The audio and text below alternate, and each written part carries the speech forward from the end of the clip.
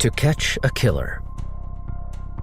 Sitting in the auditorium at a 1998 homicide conference in Florida, Captain James Tucker could hardly believe what he was hearing. Tucker was attending the seminar as a representative of the Portsmouth Police Department in New Hampshire. The officer currently on stage was from NCIS, Naval Criminal Investigative Service. His presentation had to do with the killing of a young Navy wife, Dina Kickler, who'd been raped and strangled at her home in Mayport, Florida, on December 3, 1990. What really caught Tucker's attention was the similarity to an unsolved case he had on his books, the 1987 murder of 23-year-old Michelle LaFond.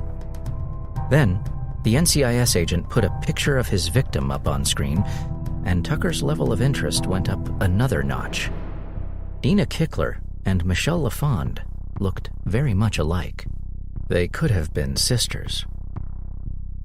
Michelle LaFond had met her terrible death at her home in Dublin, New Hampshire, on March 4, 1987. It was her husband, Gary, who had the misfortune of finding her. He'd come home from work to find the house in disarray and his wife's naked body in an upstairs bathroom. Her hair was wet, suggesting that her killer had placed her in a tub of water at some point.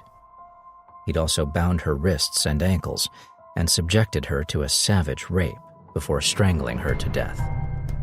Michelle LaFond had been 4 months pregnant at the time of her death. The Portsmouth police worked the case hard, focusing on Michelle and Gary LaFond's inner circle. The lack of forced entry suggested that Michelle might have known her killer and let him into the house. They had semen from the victim's body, but the sample wasn't sufficient for a DNA match using 1987 technology. Despite the best efforts of investigators, the case had slipped away from them and gone cold.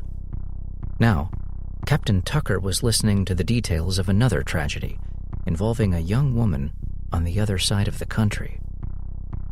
Like Michelle LaFond, Dina Kickler was an attractive young woman, recently married, living a happy life. Michelle had been 23. Dina was 21 years old and the mother of a 2-year-old son. Her husband, Pat, was a naval officer serving aboard the USS Forrestal. On the morning of Monday, December 3, 1990, the day that Dina was killed, Pat was away on deployment. Dina's son was visiting his grandparents. Dina was home alone. Dina Kickler was employed at an optics store in Jacksonville at this time. Her outgoing personality made her popular with colleagues and customers alike. She was also an unfailingly reliable person, so when she failed to show up at work that morning, there was immediate concern. Friend and coworker Amy Stark tried calling her, but got no reply. Amy then decided to drive over to Mayport Landing, a complex for military families, where Dina lived. The first sign of something untoward was when Amy spotted her friend's car in the driveway. If Dina was home, why wasn't she answering her phone? Amy parked her car and got out. She started towards the house, then stopped. A chill ran down her spine. Something was wrong here. Very wrong. In any case, she wasn't going any further. Reaching into her purse, she retrieved her phone and called the police. Amy Stark's decision not to enter the house turned out to be a wise one. It spared her a glimpse into the horror that lay within. The patrolman who picked up the call noticed something wrong the minute he stepped through the door. There was blood pooled in the foyer and clear signs of a struggle. The officer followed a trail of blood upstairs. On the floor of the master bedroom was a pile of blankets from which a human foot protruded. The officer backed out of the room, returned to his cruiser, and called it in. Dina Kickler had been savagely raped, brutally killed. Her life had been snuffed out with a length of rope, twisted into a tourniquet around her slender neck. There were blood spatters throughout the house, as well as tufts of dark hair, which appear to have been snipped from the victim, most likely by her killer. Plenty of forensic evidence was gathered, including a cigarette butt and 3 hairs, determined to be from the inner thigh, the leg, and the pubic area. These were found on the blanket covering Dina's body, but they weren't hers. Most likely, they were from her killer.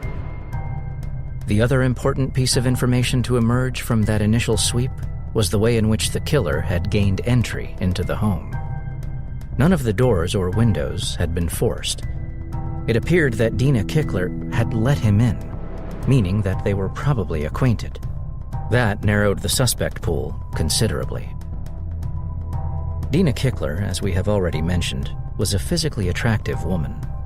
But what really drew people to her was her personality.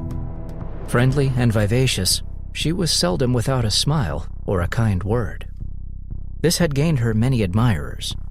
Several of her colleagues at the optics store appeared to have a crush on her, and 3 of these men were flagged as suspects.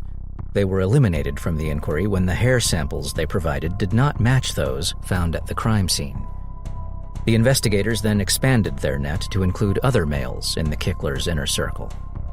That was when the name John Brewer first came up. Brewer was a native of New Hampshire who worked on the naval base as a painter and lived in the same complex as Pat and Dina Kickler. His name was first brought to the attention of investigators when they found it in an address book at the couple's home.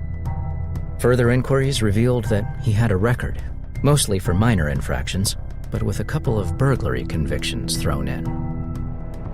Brought in for questioning, Brewer admitted that he was on friendly terms with Pat and Dina Kickler.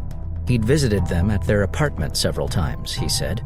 In fact, he'd promised Pat that he'd look out for Dina while Pat was away at sea. Brewer then asked the detectives if he could light up a cigarette while they talked. The brand he smoked was the same as the butt found at the crime scene. And something else caught the attention of investigators. Brewer's hands were swollen, and he had several cuts across his knuckles. John Brewer had now been elevated to the top of the suspect list. One simple test would prove his guilt or clear him as a person of interest. He was asked to provide hair samples for comparison and agreed right away.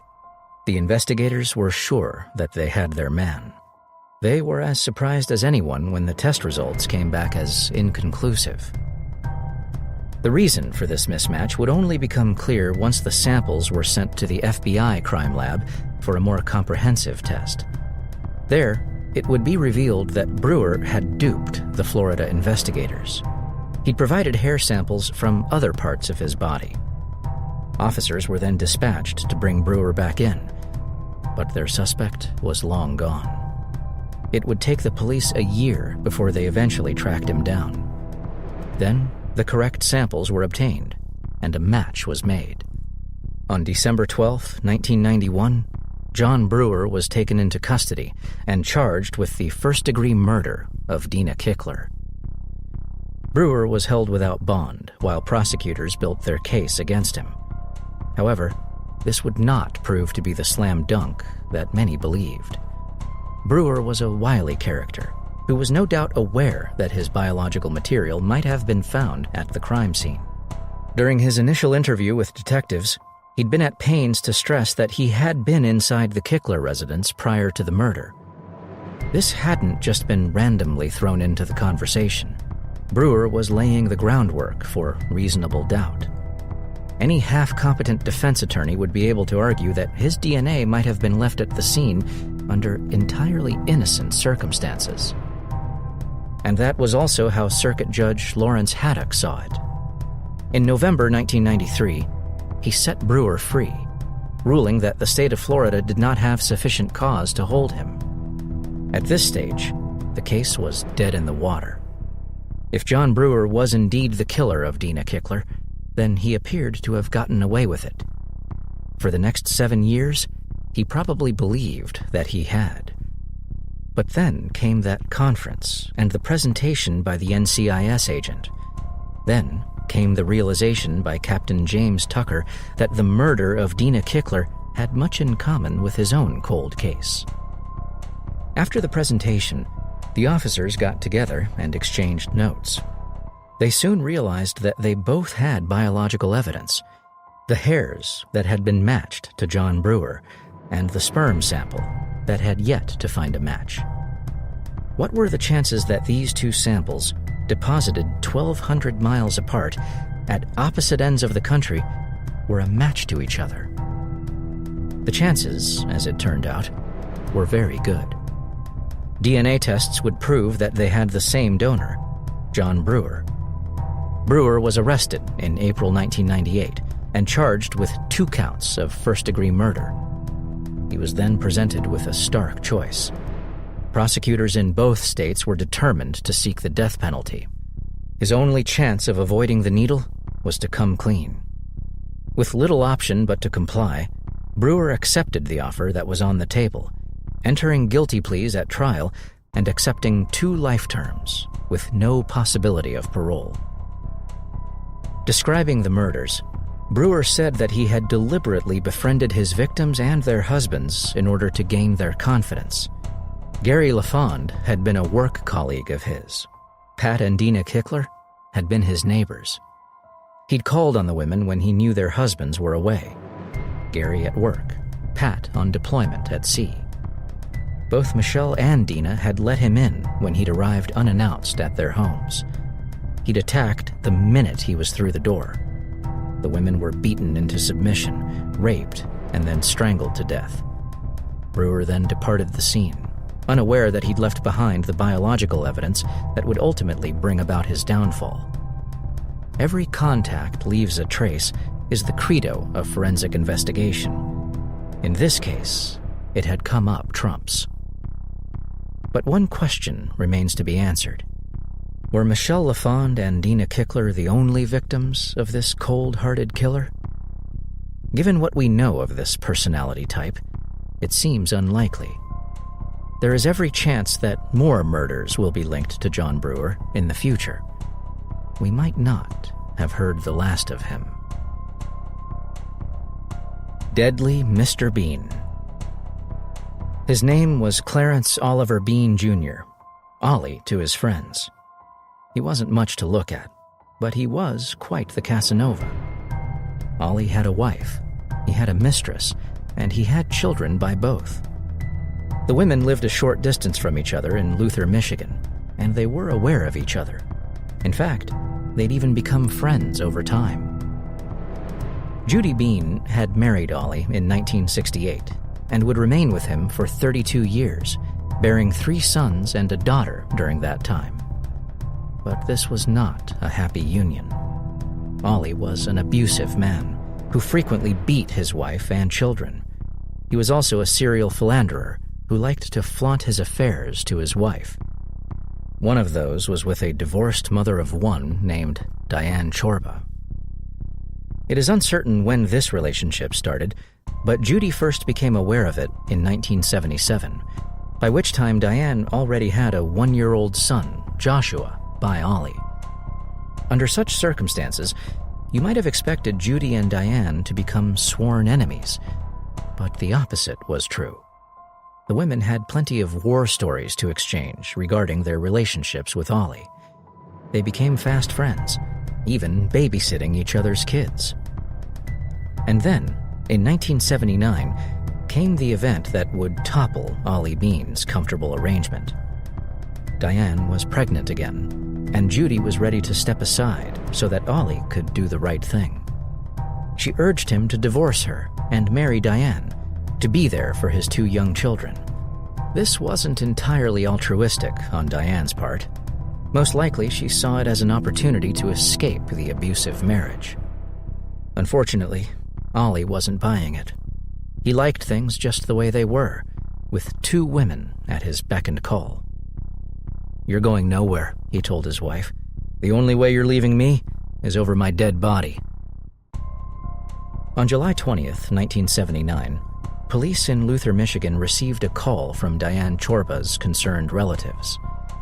No one in the family had heard from Diane or from her children in over 2 months.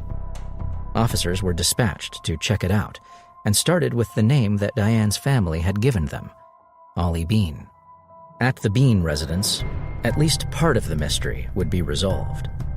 Diane's 13-year-old daughter, Victoria, and her 1-year-old son, Joshua, were living with Ollie and his family.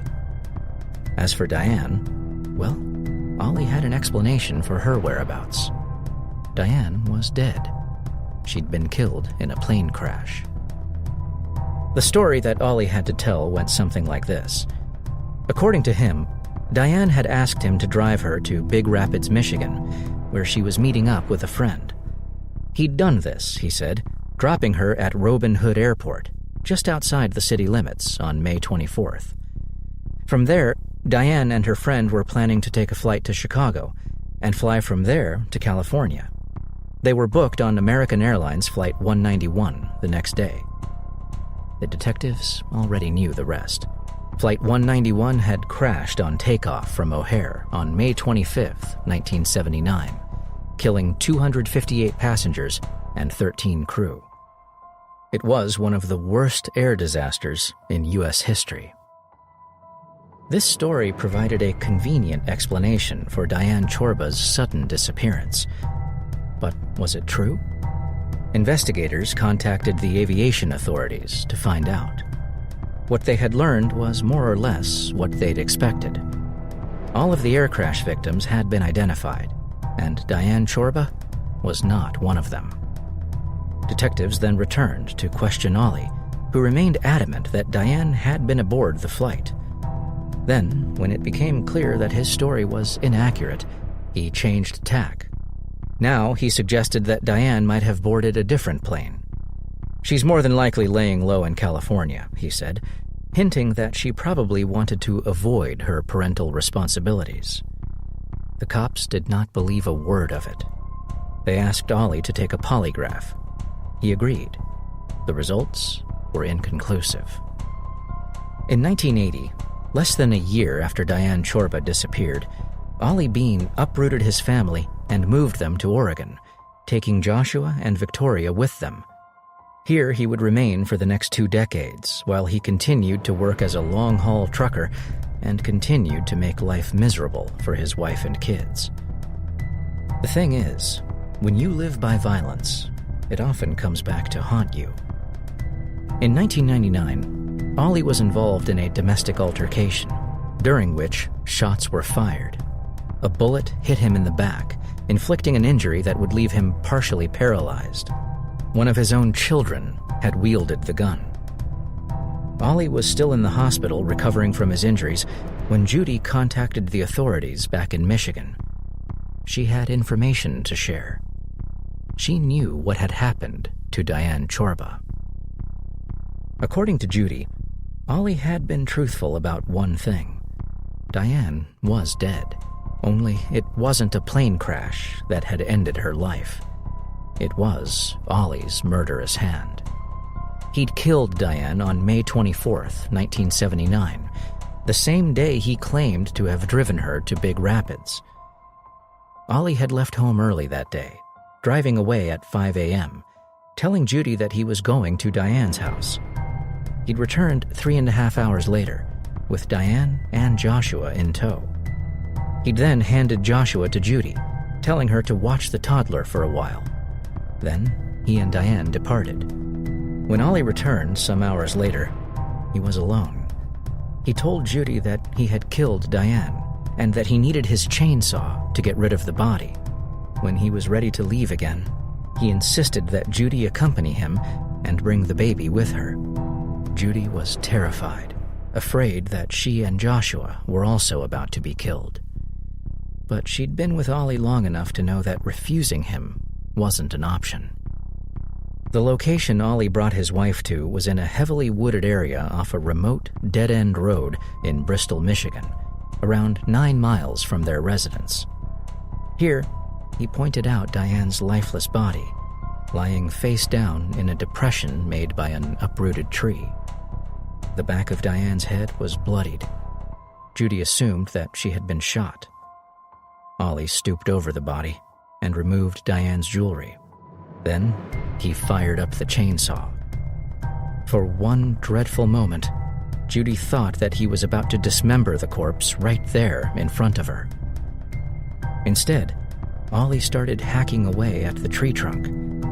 As it separated from the base, the root and stump fell back into place, covering Diane's body. Ollie then scooped some dirt in around the roots, and the job was complete. Later, as they were driving home, he told Judy that he'd killed Diane because she had been pressuring him to leave Judy and marry her. She'd threatened to take off with the children if he did not comply. The way Ollie saw it, he'd been left with no choice. Judy Bean would later lead officers to the site where Diane was buried. The tree stump was there, exactly as she'd described, but the space beneath it was empty. Cadaver dogs were then brought in and indicated that a dead body had once been there. It seems that Ollie had returned to the site to move it prior to his move to Oregon. Ollie Bean was charged with the first-degree murder of Diane Chorba in August of 2001. 22 years after Diane's death, he was finally hauled before a judge and jury to take responsibility for his actions. But this was not going to be an easy case to make. It rested heavily on the testimony of Judy Bean. All that Ollie's defense had to argue was that Judy was a vindictive woman and that there was no evidence that Diane Chorba was dead. That might be enough to constitute reasonable doubt. If the jury saw it that way, Ollie Bean would walk. In the end, neither side got what it wanted. Clarence Oliver Bean was acquitted on first-degree charges, but convicted of second-degree murder. He was sentenced to 30 to 60 years in prison, more or less a life sentence given his age and poor state of health. Bean later appealed his conviction, citing a Michigan spousal privilege law that would have required him to give his consent for Judy to testify against him. Unfortunately for Ollie, that particular law had been repealed 1 year before his trial and had been applied retroactively. His appeal was denied. Diane Chorba has never been found, although that is not for the lack of trying. Every year, a new search is launched, and every year, Judy Bean flies out to Michigan to assist in the effort. Meanwhile, the one person who knows the location of the body remains mute. Ollie Bean has nothing to say on the matter. The Coward's Way. Thornton, Colorado is a small working-class community situated some 12 miles north of downtown Denver. Back in the 1980s, it was home to the Grimes family, single mom Gwen and her daughters Deanna, 16, and Nanine, 15. This was a close-knit unit. The girls, with just a year between them, hung out together, had the same friends, liked the same music and fashion. The Grimes' backyard was often a gathering place for the local teens. Gwen also loved spending time with her daughters, and they with her. This was a happy home, filled with love and laughter. On the night of September 4th, 1980, that happiness would be brought to a horrific end. Nanine was home alone that night.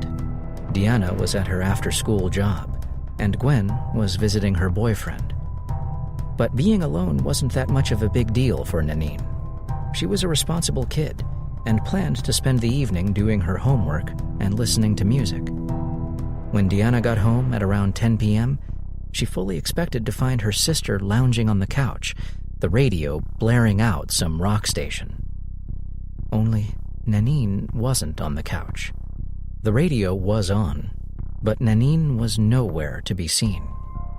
And she'd left the place in a mess, with her school books scattered about and a soda can dripping its sticky contents onto the carpet. "I'm going to kill her," Deanna muttered under her breath. "Nini," she called out as she headed down the hall. Then, as Deanna passed her own room, she caught a whiff of something unpleasant. Stopping in the doorway, she peered into the darkness. Then she flicked on the light, blinking against the sudden glare. There was water on the floor, a lot of it, tinged an odd pinkish color. Deanna scanned her eye towards her waterbed and noticed that it had collapsed.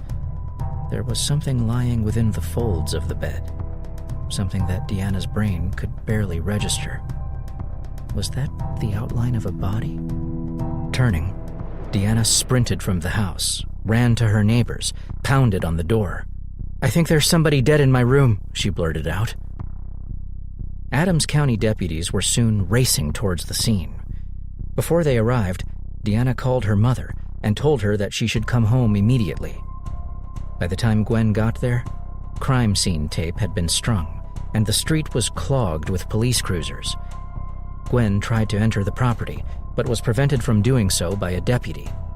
Informed that her 15-year-old daughter was dead, Gwen initially refused to believe it. "That's a lie," she yelled when Deanna told her the terrible news. Then, as the truth kicked in, Gwen drew her daughter into an embrace, and they stood there, sobbing pitifully. Inside the house, homicide investigators were dealing with the most gruesome crime scene that most of them had ever been exposed to. It appeared that Nanine Grimes had initially been attacked in the lounge, then forced at knife point to her sister's bedroom.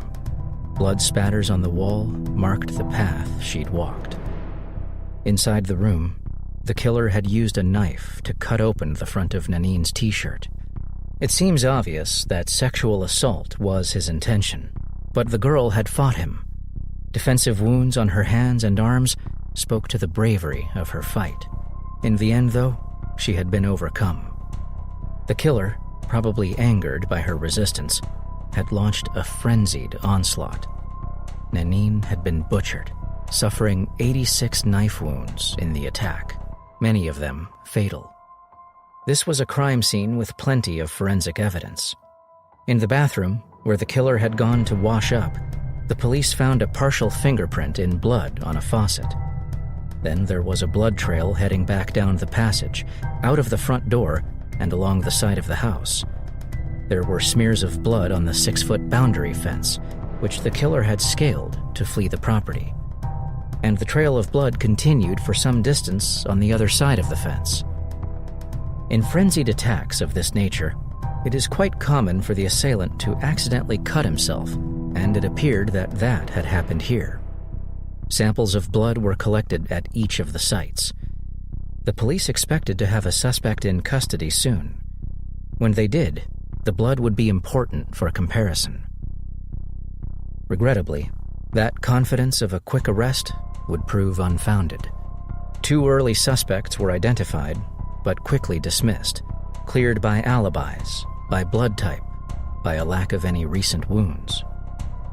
Likewise, a canvass of local emergency rooms turned up no one who had shown up to seek medical attention for a serious cut. Next, investigators turned to Deanna and Nanine's circle of friends. Again, no one matched the suspect they were looking for. The cops even staked out Nanine's funeral, hoping that the killer might show up and do or say something incriminating. If he was in attendance, he did nothing to incriminate himself. And then, an altogether more terrifying prospect presented itself. Was there a serial killer stalking the streets of Thornton? The basis for this theory lay in another murder, committed 8 months before Nanine Grimes was killed. The victim was 13-year-old Kathy Boyer, knifed to death in Belroth Park, barely a mile from the Grimes residence. Was it possible that the same man had killed both teenagers? The local newspaper certainly thought so, and the police weren't ruling it out. For now, both murders remained unsolved.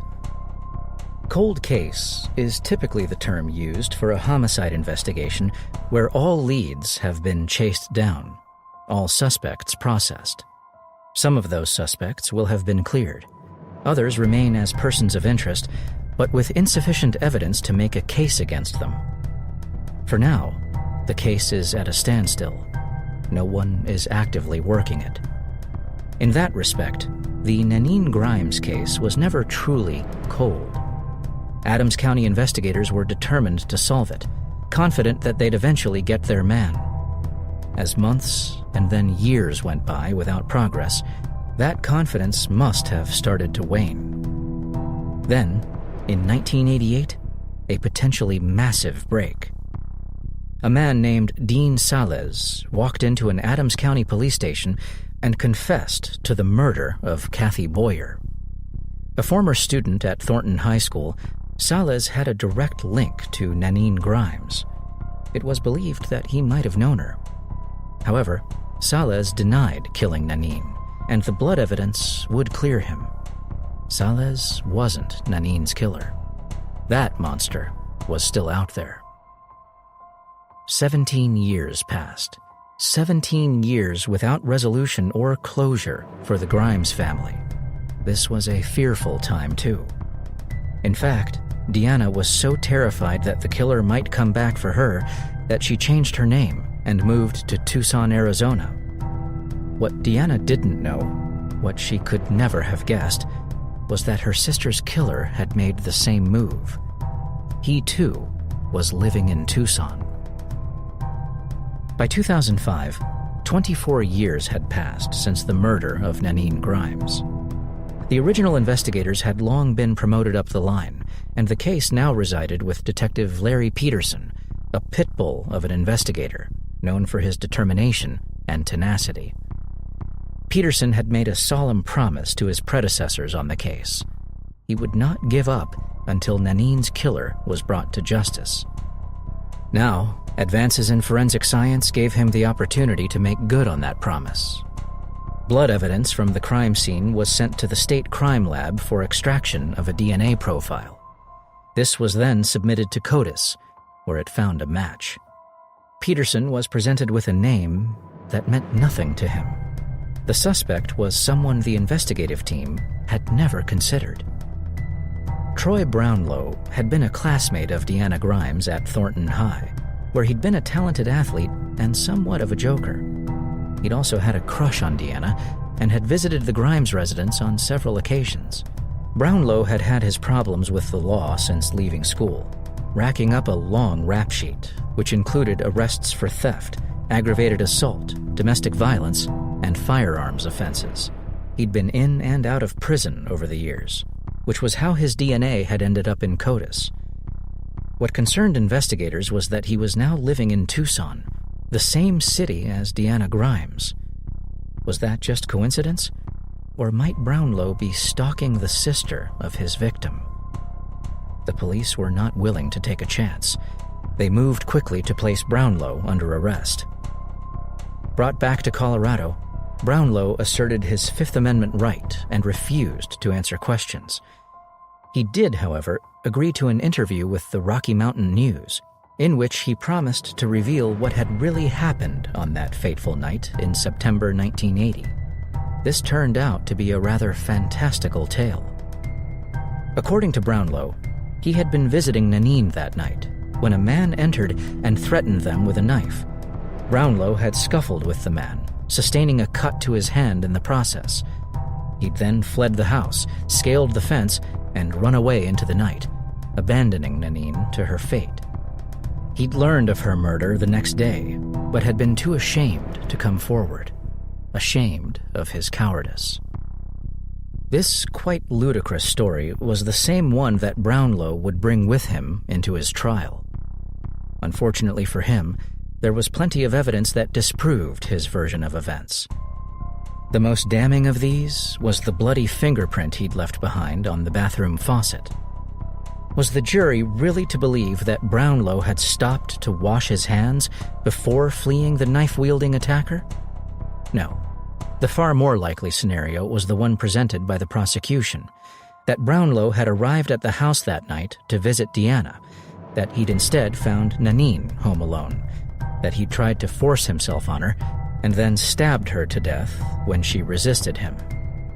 This was what really happened, and this is what the jurors believed. It took them just 3 hours to find Troy Brownlow guilty as charged. Brownlow was sentenced to 20 years to life, making him eligible for parole when he is in his early 60s. Given the heinous nature of his crime, he is likely to serve many more years than the minimum. One more detail would emerge after the trial, a detail that perfectly illustrates the kind of man that Troy Brownlow was and is. In 1992, Thornton High hosted a 10-year reunion for its class of '82. Within the context of our story, there were two notable attendees that night, Deanna Grimes and Troy Brownlow. Deanna has a photograph of the event showing Brownlow sitting a couple of seats from her, looking in her direction. He is smiling, perhaps savoring the terrible secret he holds at her expense. Death of a beauty queen. Back in the mid-'80s, in the small town of Nixa, Missouri, Jackie Johns was considered a local treasure. Everyone loved Jackie, and what was not to love? The 20-year-old was as cordial as she was beautiful, not in the least bit conceited about her good looks. The former prom queen and beauty pageant winner was a major draw at the diner where she worked.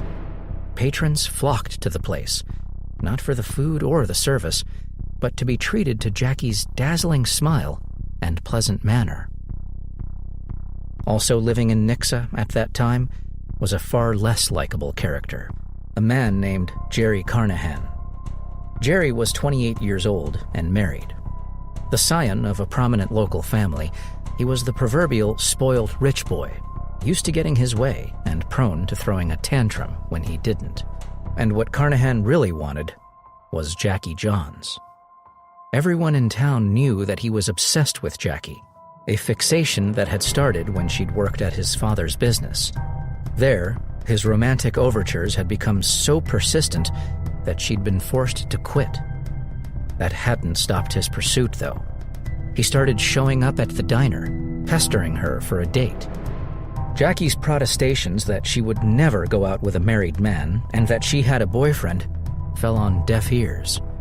Carnahan would not be dissuaded. If anything, his propositions became more persistent, more aggressive. On the night of June 18th, 1985, Jackie worked a shift at another of her jobs, a convenience store.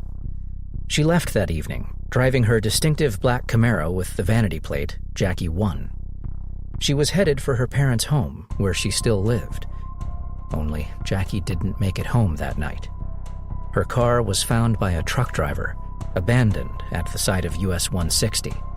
Concerned, the trucker called Jackie's boss at the diner, who arrived a short while later to inspect the vehicle. The car door stood ajar. Looking inside, the cafe owner spotted Jackie's purse and several items of clothing. He also spotted something far more disconcerting: a significant quantity of blood. Police officers were soon on the scene, and soon made another discovery, one that did not bode well for the missing woman. In the trunk of the car, a detective found a bumper jack, coated with blood and with clumps of human hair clinging to it. It was then that the police knew that something bad had happened to Jackie. A search was launched and would be tragically resolved 4 days later, on June 22nd.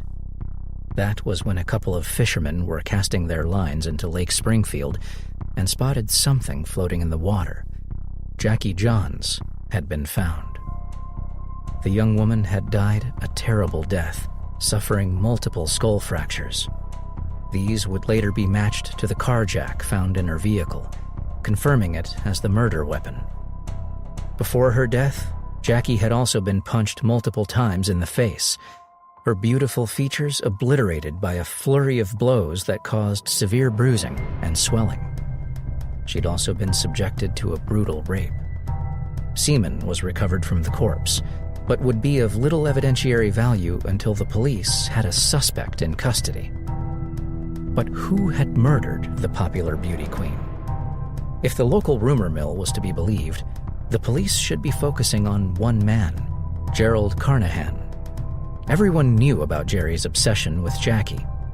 But the cops homed in instead on Jackie's boyfriend, only dropping him as a suspect when he provided a rock-solid alibi. Then, their attention switched to regular patrons at the diner where Jackie had worked, and to one man in particular, known locally as a weirdo. He, too, had an alibi. He'd been in the county lockup on the night that Jackie Johns met her grim end. it is easy to speculate on why the police had not yet considered Gerald Carnahan as a suspect. The more cynical among us might suggest that the status of the Carnahan family, owners of the foundry and the town's largest employer, had something to do with it. But perhaps it was simpler than that. Rumors and conjecture are seldom considered solid evidence. Carnahan, though, was about to be thrown right into the mix. A new clue had emerged. During a search of Jackie's car, the police had found a receipt from a local 7-Eleven, indicating that she'd stopped there just after 11 p.m. on the night she was killed. Now, as detectives questioned the clerk, they learned that another car had pulled into the lot just after Jackie, a classic 60s Chevy truck with a distinctive blue and white paint job. Everyone knew who drove that car. It was Jerry Carnahan. Brought in for questioning, Carnahan told police that he barely knew Jackie. He'd seen her a few times at the diner, he said, and was aware that she'd worked briefly in his family's business. According to him, he'd exchanged scarcely a dozen words with the girl. As for the night of the murder, he said that he'd gone to dinner with his stepdaughter and was home by 10:45 p.m. He had not left the house after that. His stepdaughter backed up the story. She said that she was a light sleeper and would have woken up if her dad had gone out. Carnahan was allowed to leave, even if the police were far from convinced by his alibi. Also suspicious was the fact that his hands were covered in abrasions and that he seemed to be trying to hide them during the interview. Then detectives spoke to Jackie's friends and learned that Carnahan had lied to them about not knowing Jackie. According to them, he'd literally been stalking her, constantly making inappropriate comments that made her uncomfortable. In the days before she died, Jackie had complained to several of her friends that she felt as though she was being watched.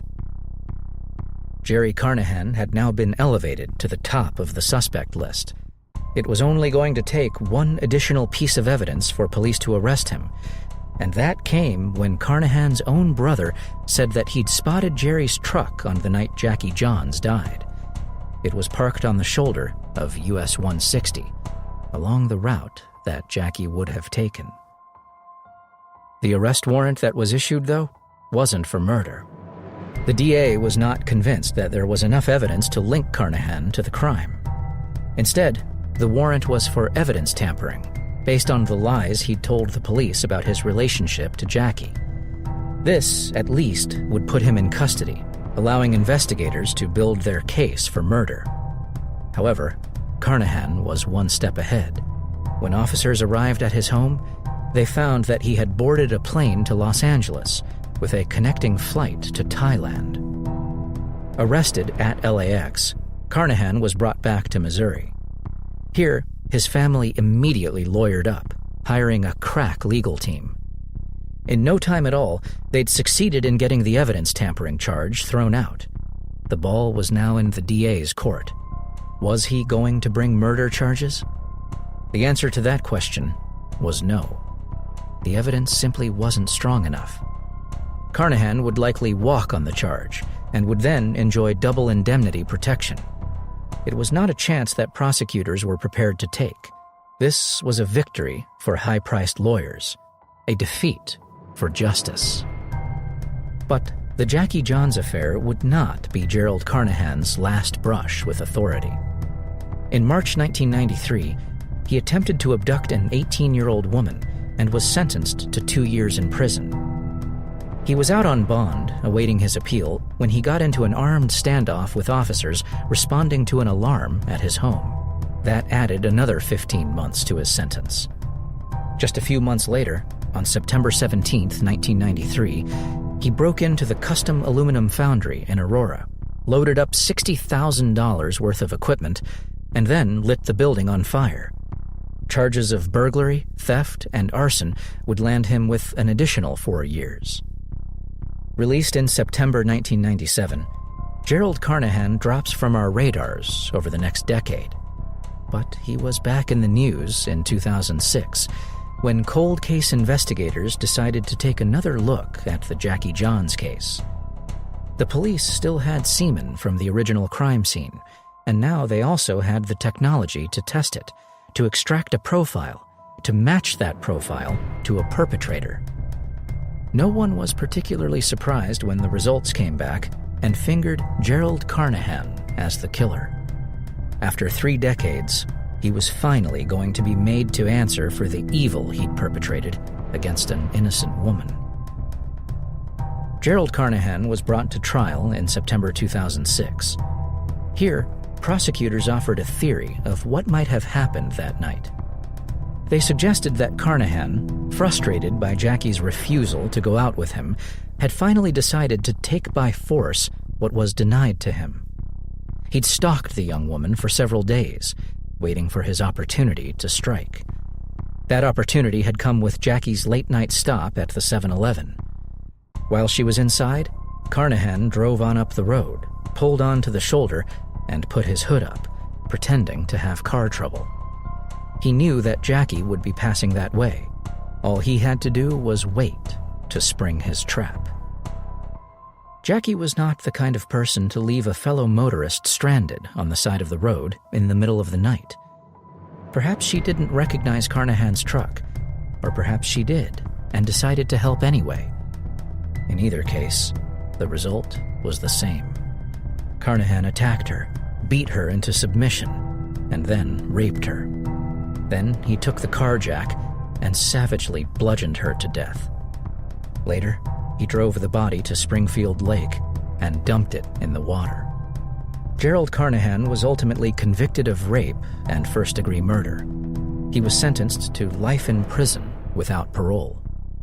Never again will he be free to walk among us. The world is a safer place for it. Cold storage. In Newport Beach, California, in the early 1990s, Denise Huber was living a good life. Denise was 23 years old, a gorgeous brunette with a vivacious, outgoing personality. Recently, she'd graduated from the University of California, Irvine, with a degree in social sciences. She had big plans for her future, and no one would have bet against her. For now, though, she was still living at home and working a part-time waitressing job at the spaghetti factory. On the night of June 3, 1991, Denise was to attend a Morrissey concert in Inglewood with her boyfriend, Stephen Horrocks. However, Steve had to cry off at the last moment due to work commitments and asked a mutual friend, Robert Calvert, if he would go with Denise instead. Robert said yes, and the arrangements were made. Denise would pick him up at his home in Huntington Beach, and they'd drive to the concert venue from there. The evening turned out to be a blast.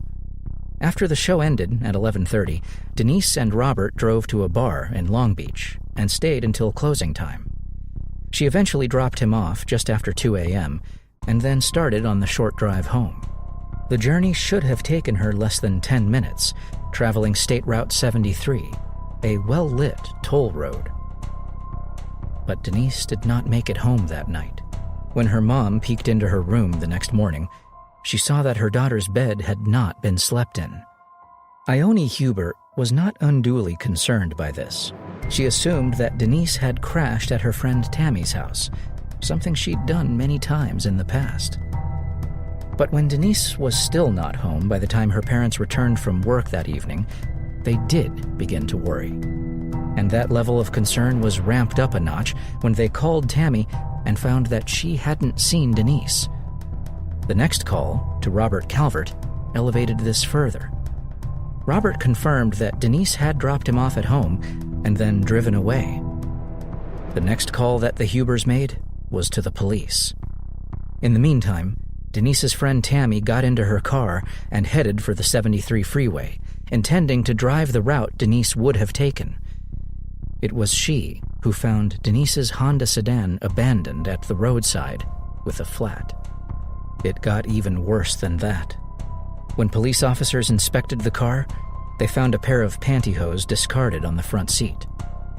A police helicopter and a canine team were then brought in to expand the search. The dogs immediately picked up the scent, but lost it some 75 yards down the road. suggesting that Denise had been driven away in another vehicle. Had she done so of her own free will? Had she been forced? Nothing at the scene offered an answer to those questions. And so, the police turned their attention to Denise's inner circle. Robert Calvert was questioned and repeated the story he'd earlier told Denise's parents. He agreed to take a polygraph and passed. Denise's boyfriend, Steve, was also interviewed, but had an alibi and was never seriously considered a suspect. Other lines of inquiry also came up empty. The investigation had barely gotten underway, and already it was in trouble. The days, weeks, and months that followed were a waking nightmare for Denise's grieving parents, Ione and Dennis, and for her brother, Jeff. Their happy family life was gone. In its stead, there was frustration, impotent rage, unquenchable sorrow. Ione and Dennis appeared on television to make a despairing plea for their daughter's safe return, or for information regarding her whereabouts. They met regularly with detectives, desperate for any sliver of hope. Always, the answer was the same. Investigators were doing the best they could with the scant clues that they had. This was always going to be a case with long odds of closure. Eventually, the police were forced to call it. The case had gone cold. There were no leads left to follow. We next pick up the story 3 years later, and nearly 400 miles away in Prescott, Arizona. The date is July 13th, 1994, and Elaine and Jack Court have just arrived at the home of a local handyman named John Famolaro. Elaine and Jack were a retired couple who sold paint sundries at local swap meets to make a bit of extra cash. It was at one of these meets that they met Famolaro, who said that he had some extra inventory that he wanted to sell. The price he'd quoted had seemed reasonable, and so Jack and Elaine had decided to check it out. However, this visit would elicit an unexpected reaction from Elaine. The minute that they arrived at the neat 3-bedroom home, she felt uneasy. There was a Ryder hire truck parked off to the side, sitting on flats and with grass sprouting up around its wheels. An electrical extension cord ran from the house and into the vehicle. Looking at the truck caused goose flesh to run up Elaine's arms, despite the heat of the day. She was happy to conclude her business and drive away from there. The minute she and Jack were rolling, she took out a notepad and jotted down the Ryder truck's license plate number, which she'd memorized. Then she asked Jack to drive to the nearest police station. The police report that Elaine Court filed that day was for possible theft. The hire truck had obviously been standing on Famolaro's property for some time, which meant that it had probably been rented using false credentials and never returned. And this would indeed prove to be the case. When a deputy at the Yavapai County Sheriff's Department ran the plates, he found that the truck had been reported stolen in Orange County, California, 6 months earlier. Officers were then dispatched to the residence to question John Famolaro.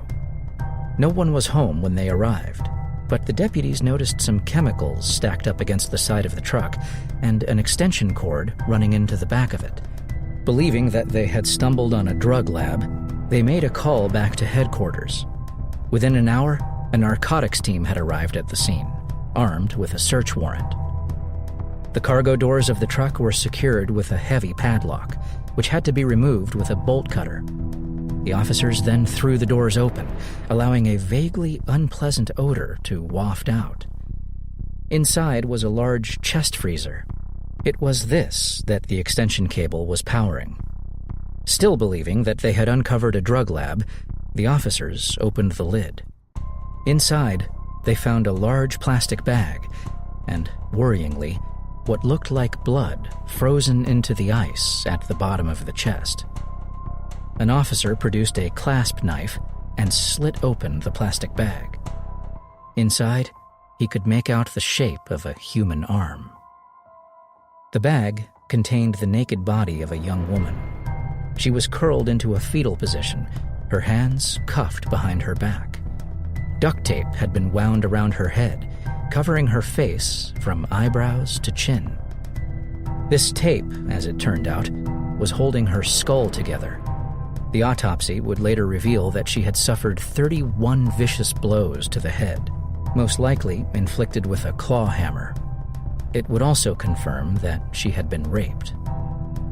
That autopsy, though, lay in the future. For now, the police had an unnamed homicide victim in cold storage and urgently needed to find the owner of the property, John Joseph Famolaro. Famolaro made that easy for them. They were still stringing crime scene tape when he arrived at the house. Brought down to the station, Famolaro seemed eerily calm as he answered questions, remarkably accommodating. Then, a detective started asking about the corpse in the freezer, and Famolaro clammed up and asked for an attorney. He was then charged with murder and with the theft of the hire truck. While all of this was going on, the victim's body had been transported to the medical examiner's office for examination and possible identification. Crime scene investigators also converged on Famolaro's home to hunt for evidence. What they found was troubling.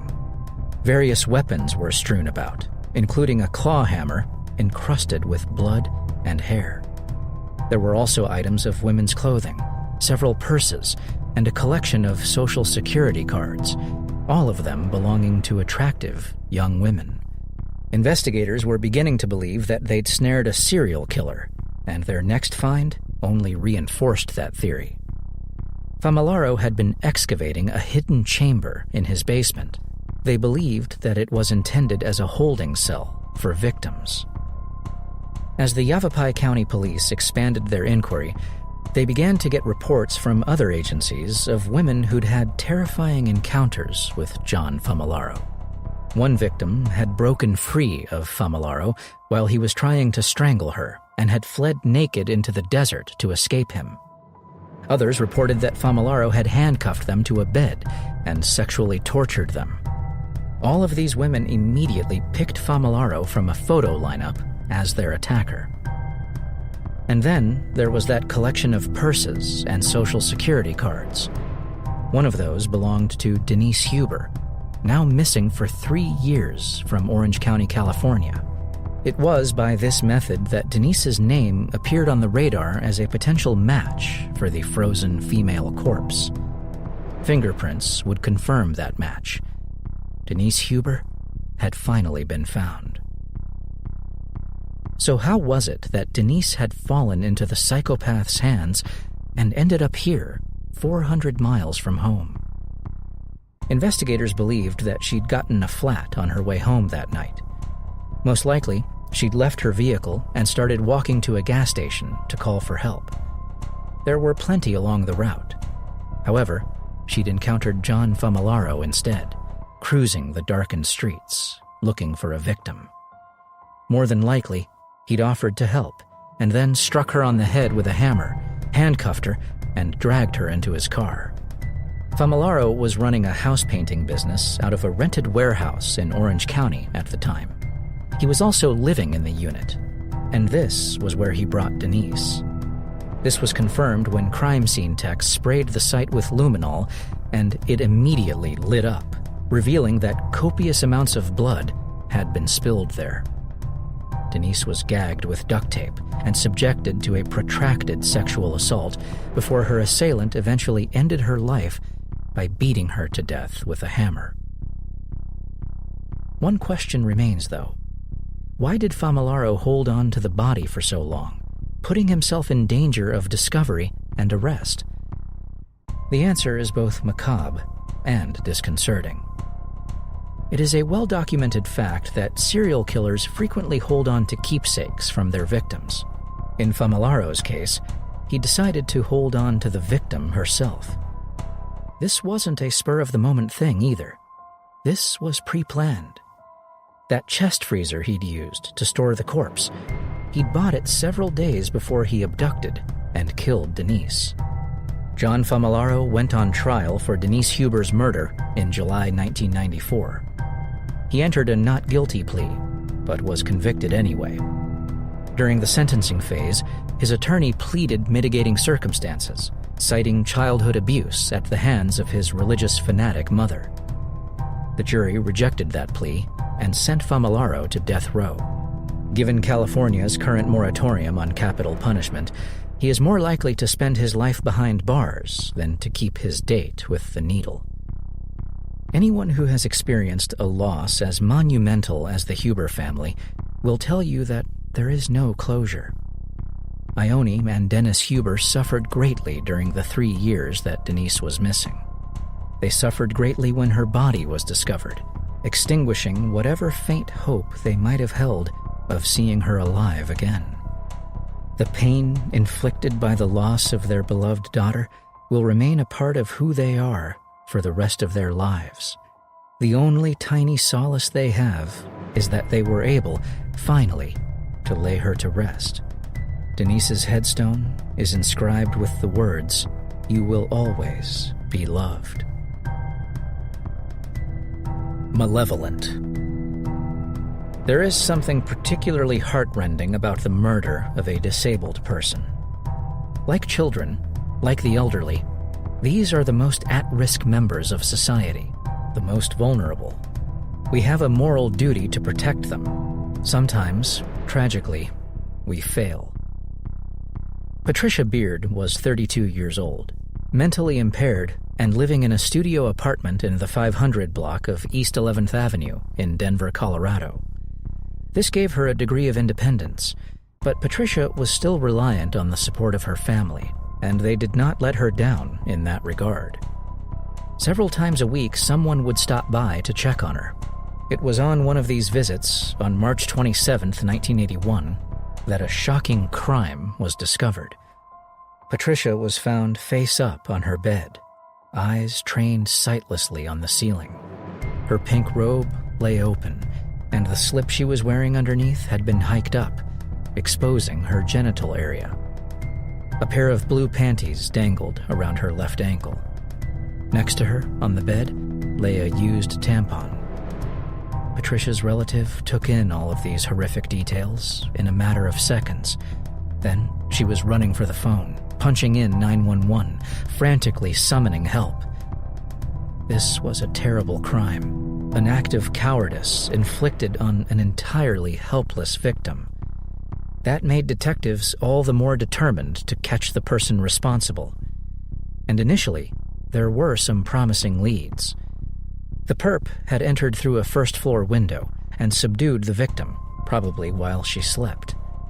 That silent entry, along with the lack of fingerprints, pointed to someone who might have experience as a burglar. Such a person was likely to have a record, a fence, and other criminal associates. In cases like this, someone usually talks. The intent here, though, wasn't larceny. Patricia had been subjected to a savage rape, her attacker not put off by the fact that she was menstruating at the time. Semen would be retrieved by vaginal swab, and also from the victim's mouth, suggesting that she'd been forced to perform oral sex. Then, having sated his sick lust, the killer put his hands around her throat and choked the life out of her. In doing so, he fractured a hyoid bone and left a row of finger-shaped bruises. Patricia Beard had not died quickly or easily. During the early stages of the investigation, the Denver Police Department was quietly confident of making an arrest. But as one lead after another dried up, the realization began to set in that the killer might well escape justice. The police did have biological material, which in the modern era is usually a case breaker. But this was the early 80s. DNA profiling and the CODIS database were still some way in the future. Without a suspect in custody, the sperm samples were next to useless. Despite the dedicated work of detectives, the case eventually went cold. It would remain so for over 3 decades.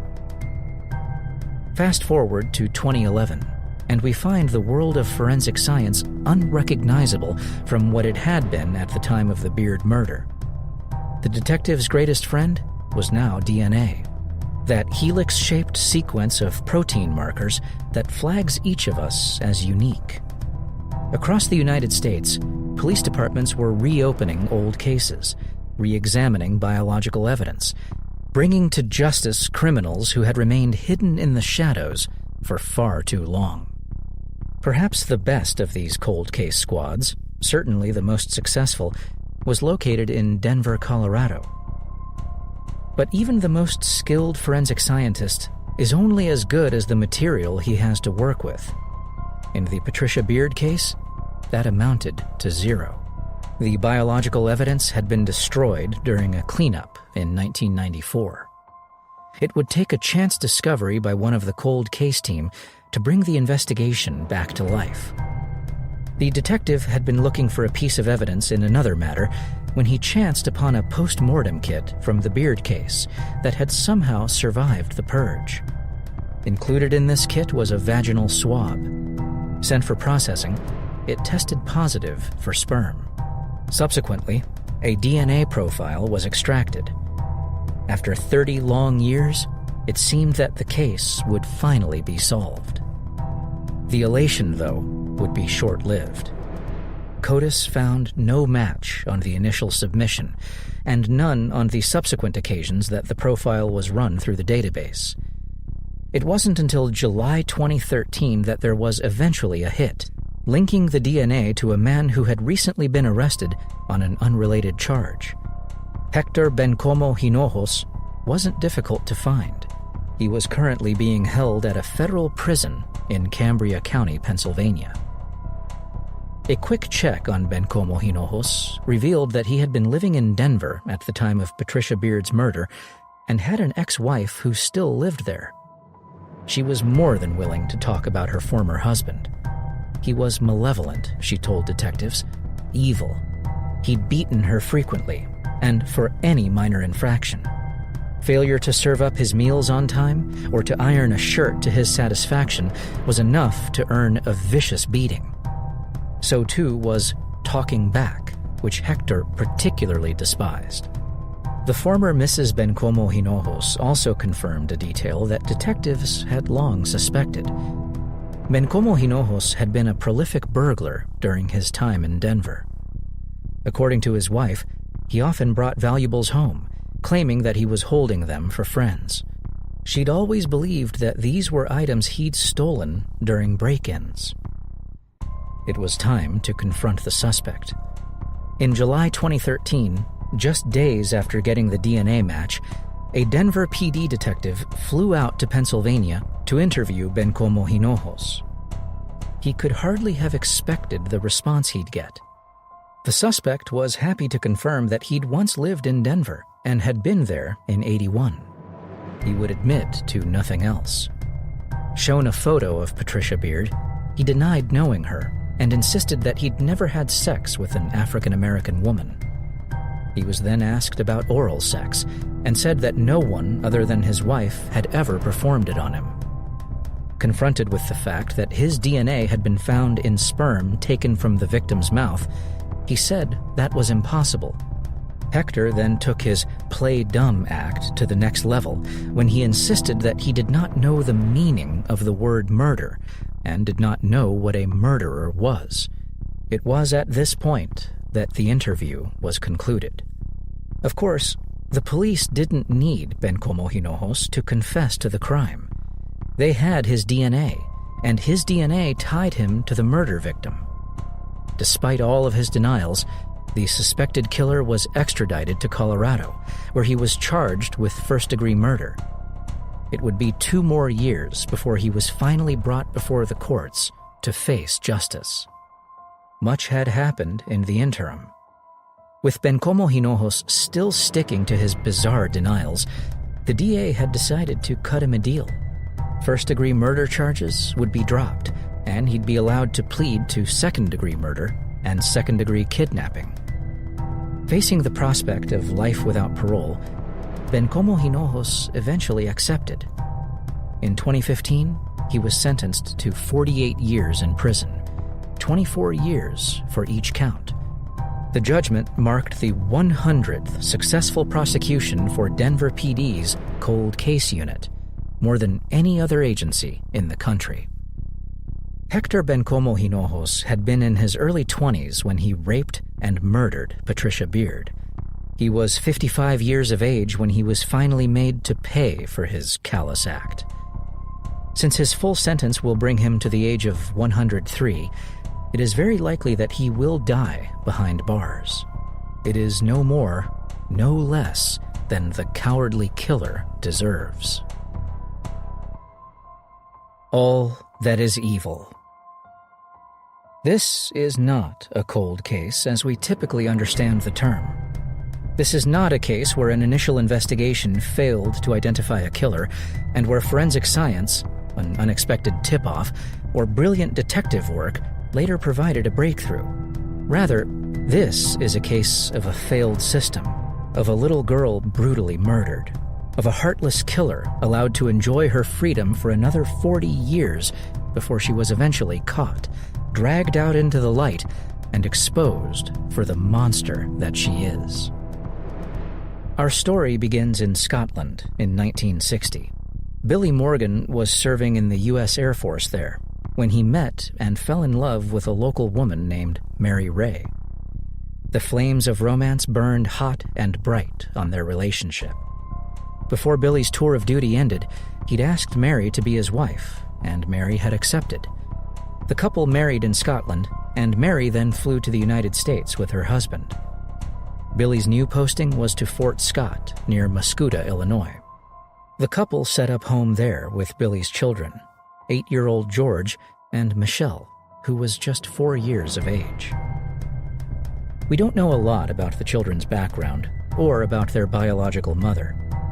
It is unclear whether Billy had previously been married or whether the children were born out of wedlock. Some reports suggest that they were half-siblings. What we do know is that Mary Ray took an instant dislike to her stepchildren and to Michelle in particular. Something about the sweet, blonde-haired little girl just seemed to trigger Mary, and when Mary was triggered, she was a very dangerous woman. As we shall see, Mary Ray was both a psychopath and a sadist. 4-year-old Michelle Morgan would suffer greatly at her stepmother's hands over the months that followed. During that time, she was brought to the hospital emergency room on at least 20 occasions. Her injuries were not trivial either. They included a broken nose, burns on her skin, a fractured arm, and severe bruising to her chest and back. According to her stepmother, Michelle suffered from fits and frequently fell down. That suggestion prompted doctors to keep Michelle in the hospital for a month, during which they monitored her for signs of epilepsy. But Michelle suffered no episodes during that time. The only fits she experienced occurred when Mary entered the ward, causing the little girl to start screaming hysterically. Eventually, after a month in the hospital, Michelle was released back into the dubious care of her stepmother, all but condemning her to a terrible death. On August 10, 1961, Mary Ray Morgan brought her stepdaughter to the base hospital one final time. Michelle was unresponsive when she was carried in and had severe bruising to her chest. She died the next day, having never regained consciousness. The autopsy would reveal that she had suffered massive trauma, most likely caused by someone stomping on her torso. That should have triggered an immediate investigation, but neither the military nor civilian authorities wanted to accept jurisdiction, and the case slipped through the cracks. The matter was further complicated by the shocking negligence of the coroner, who failed to file an autopsy report. It would be a decade and a half before Michelle's death certificate made it into the record. Even then, it was a travesty. Cause of death was reported as pneumonia. And so, the shocking murder of an innocent little girl went unpunished. Mary Ray moved on and would eventually raise 4 children of her own with Billy Morgan.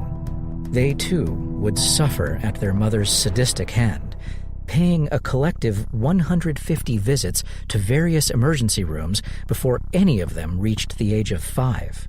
The psychopath, however, had tempered her murderous instincts.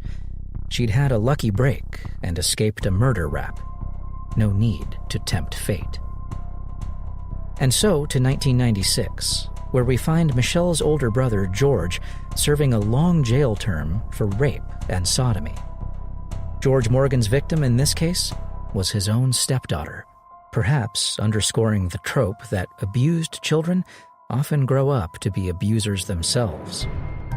In any case, George was left with time on his hands in prison and developed an interest in genealogy.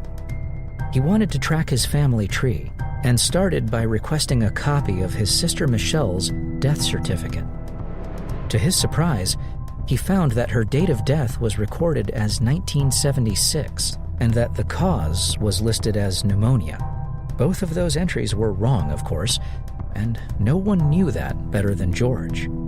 He had been present when his sister was killed. George Morgan's next move was to get in touch with Rick Stone, the current coroner of Muscoda, Illinois. Stone had followed an unusual path to his current position. He'd begun his career as a patrol officer and had later served as a homicide investigator. He was therefore more than a little intrigued when George contacted him, making claims of a murder that had never been flagged as such. According to George, he'd seen his stepmother stomping on Michelle's chest, holding her head underwater, shaking her like a rag doll. George went on to say that his sister had vomited up blood clots at dinner that night, which his stepmother had instructed her to eat. Fortunately, his father had come home at that time and put a stop to it. Michelle had been sent to bed, but she'd been unresponsive the next morning and was eventually taken to the emergency room. She would die that same day. Stone, of course, was not going to take this statement at face value. After all, the person making the accusations was a convicted sex offender who was speaking out about something he'd witnessed as an 8-year-old. But the coroner was not going to let it stand either. He started looking into the matter and soon found Michelle's appalling medical history. It seemed impossible that a child could have suffered so many mishaps in her short life. Not unless what George Morgan had told him was true. Not unless Michelle had been subjected to sustained physical abuse. And so, Stone obtained an exhumation order for the little girl's body.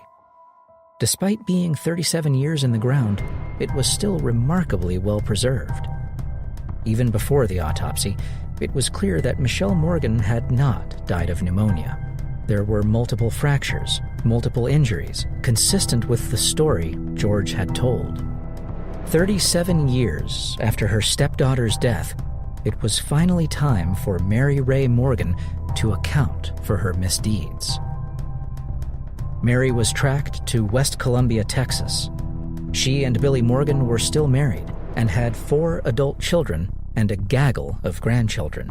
They were also well-respected members of their community, congregants of the Christian Center Assembly of God Church, devoted missionaries of that organization.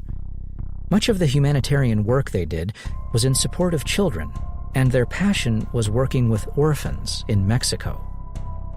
Imagine the surprise of their friends and neighbors when Illinois investigators showed up, making accusations of child abuse and murder. Mary, unsurprisingly, denied the allegations. But how else could she explain the horrific injuries Michelle had suffered? How else could she explain the 20-plus emergency room visits the child had made during her last terrible months on Earth? Had Mary not been her primary caregiver at that time? The only other adult in the household was Billy Morgan, and there was never any suggestion that Billy had harmed his kids. The only allegation that could be levied at him was that he was a coward who'd failed to protect his baby daughter from a psychopath. Arrested and charged with her stepdaughter's murder, Mary Morgan was extradited to Illinois to face trial. Granted bail, she tried to flee the country, but was apprehended before she could cross the state line. She then agreed to a deal with prosecutors, allowing her to plead to a reduced charge of involuntary manslaughter and to accept a wholly inadequate jail term of just 5 years. Even then, her legal team was spinning the facts, trying to make Morgan look like the injured party. She only took the deal to put this behind her, her lawyer insisted.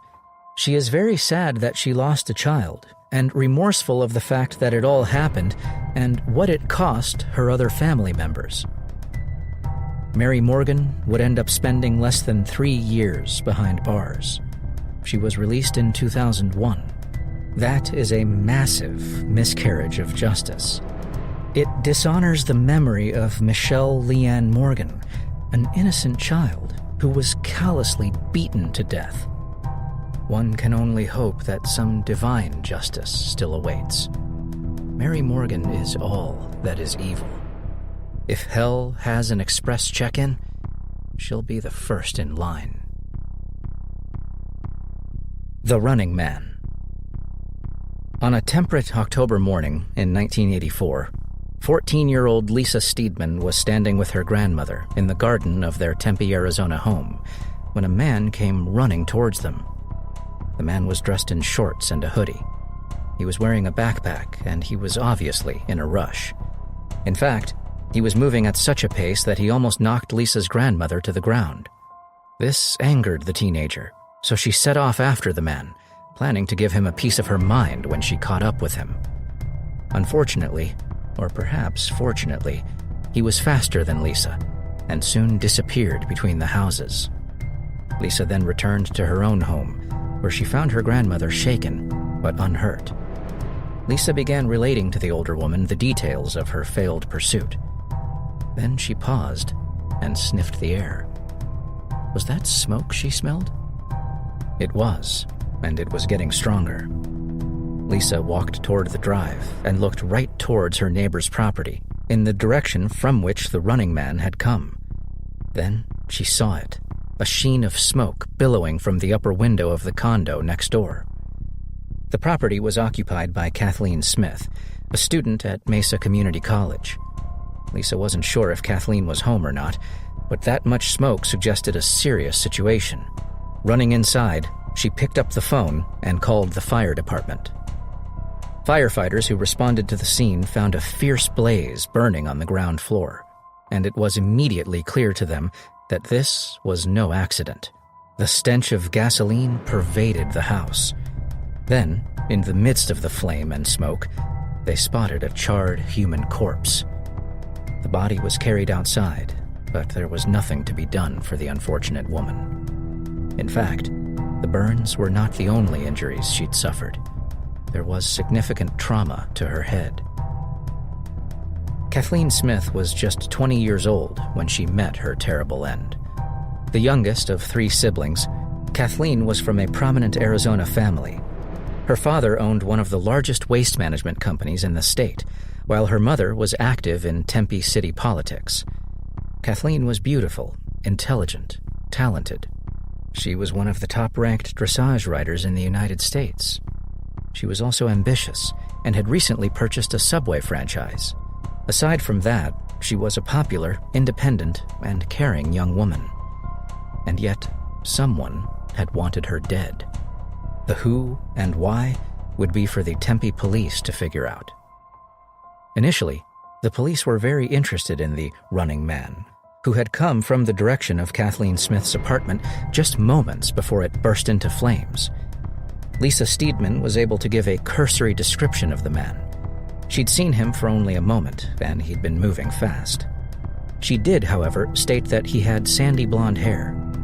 A more definitive clue came from a shoe impression left in a flower bed in the Steedman's garden. This was size 9 and was believed to have been left by the suspect. One thing was obvious to investigators right from the start. This wasn't a random killing. It wasn't a robbery or a sexual assault. This was personal. That narrowed the suspect pool significantly. Looking into Kathleen's background, the police found that she had a steady boyfriend, a young man named Sam Cayley. Brought in for questioning, an apparently distraught Kaylee wasn't able to provide a verifiable alibi. He did, however, agree to take a polygraph, which he passed. Sam Kaylee was off the hook for now as the police moved on to their next suspect. His name was Robert Ortloff, and he was Kathleen's partner in the Subway franchise. Robert Ortloff and Kathleen Smith had been friends since childhood. They'd even dated briefly. Intelligent, driven, and hard-working, Ortloff seemed like just the kind of person you'd want as a business partner. He and Kathleen seemed to complement each other well. Everyone who knew them expected their venture to succeed and thrive. Ortloff was easy enough to find. He was managing his mother's flower shop while he awaited the opening of his new business. One look at him, and detectives immediately elevated him up their suspect list. He had very clear scratches on his neck. Asked about this, Ortloff said that a shelf had fallen on him at the flower shop. Then, one of the investigators noticed that Ortloff was limping and asked him about it. He said that he'd kicked a wall when he'd heard about Kathleen's death, breaking his toe in the process. Neither of these explanations really satisfied the police. What were the chances that Ortloff just happened to suffer these injuries on the very day that his business partner was beaten to death? But then, Ortloff came up with an alibi. He said that he'd been at the flower shop at the time of the murder. One of his mother's employees backed him up. Only later would police learn that Ortloff was dating the woman. Robert Ortloff was allowed to leave, but investigators remained suspicious of him. Their next move was to return to the Steedman residence and to present Lisa with a photo array. Without hesitation, she picked out Ortloff as the man she'd seen running from Kathleen Smith's house. There was a problem, though. Lisa had described the running man's hair as sandy blonde. Ortloff had dark hair, and Ortloff wore a size 13 shoe, whereas the print lifted from the Steedman's garden was size 9. Confronted with these discrepancies, Lisa wavered. She couldn't be sure. There is a popular trope in Hollywood crime thrillers, one that has investigators following the money to solve a crime. And unlike most other cliches that the movies dredge up, this one actually has some truth to it. With the suspect pool rapidly drying up, detectives decided to delve into the finances of Kathleen's business venture. What they found was informative. Kathleen and her business partner had each put up $50,000 to fund the venture.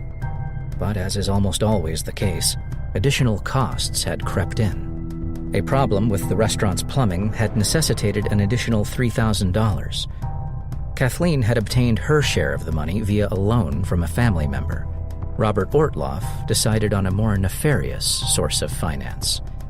He'd forged a check for $7,500 on his grandfather's bank account. Unfortunately for him, this deception was discovered, and he was forced to pay back the money. So now, Ortloff was in a bind. What was he going to do? Was he going to obtain the funds by legitimate means? Was he going to tell Kathleen that he was tapped out? In Ortloff's case, it was neither. Instead, he heaped deception upon deception and started drawing funds from the joint business account that he and Kathleen held, the account that was to provide the working capital for their new business. Kathleen first became aware of this when she wrote a check to the plumber and realized that her bank balance was far less than it should have been. Only Ortloff could have made this withdrawal, but Kathleen did not confront him directly. Instead, she spoke to her brother, who advised her to get a copy of the check from the bank and to take it from there. She had a meeting scheduled with her account manager on the very morning that she was killed. This was damning stuff, providing Ortloff with a powerful motive for murder. But there was more. The insurance policy that Kathleen and Ortloff had taken out on the business included a life component. Only Kathleen was covered under this clause, and the payoff was substantial. Robert Ortloff stood to gain $125,000 from his partner's death.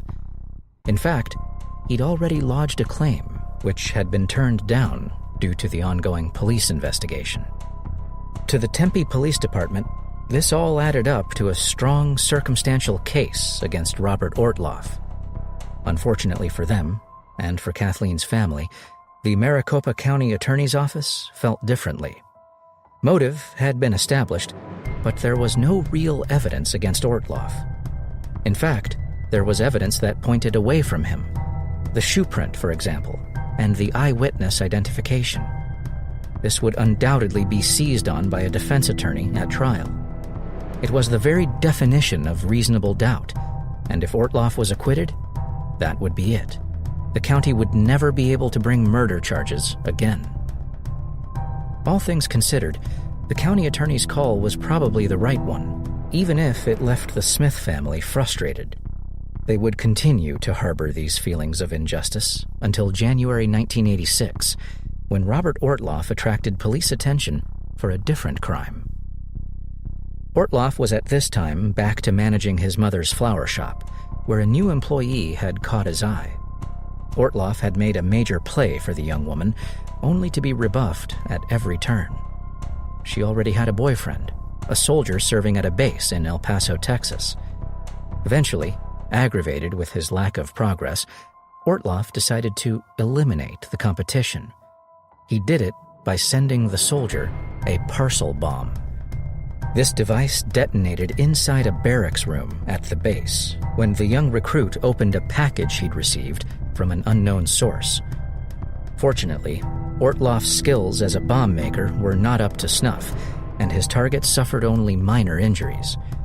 But a bombing on a U.S. military base was always going to trigger a rigorous response from the federal authorities, and Ortloff had hardly been meticulous in his planning. He'd left a clear fingerprint on the packaging.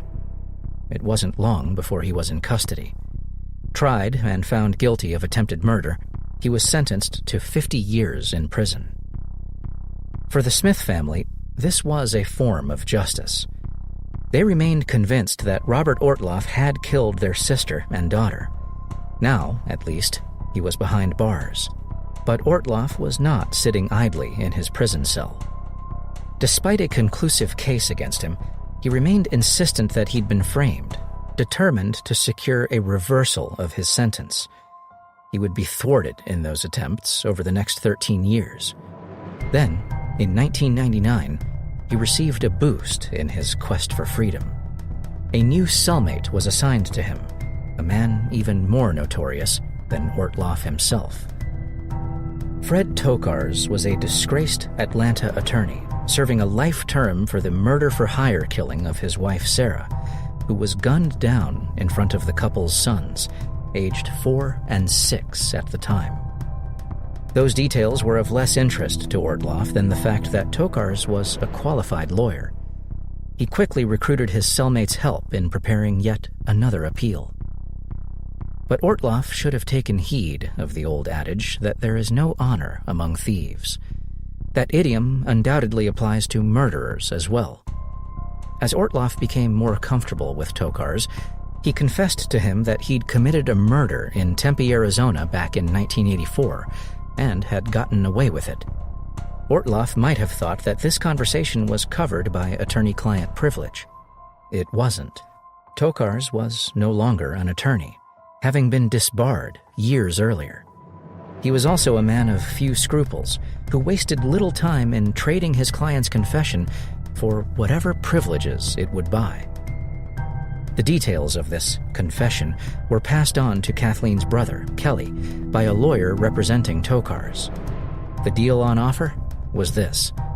Tokars would appear as a prosecution witness at trial. In exchange, he wanted to be moved from the general prison population into protective custody. Kelly Smith promised to do what he could and immediately contacted the Maricopa County Attorney's Office. Prosecutors, though, were less than enthused by the offer. Fred Tokars was a convicted murderer, offering up uncorroborated information for his own benefit. He also had a reputation as a liar. Tokars' testimony did not strengthen their case in any way. It might even weaken it.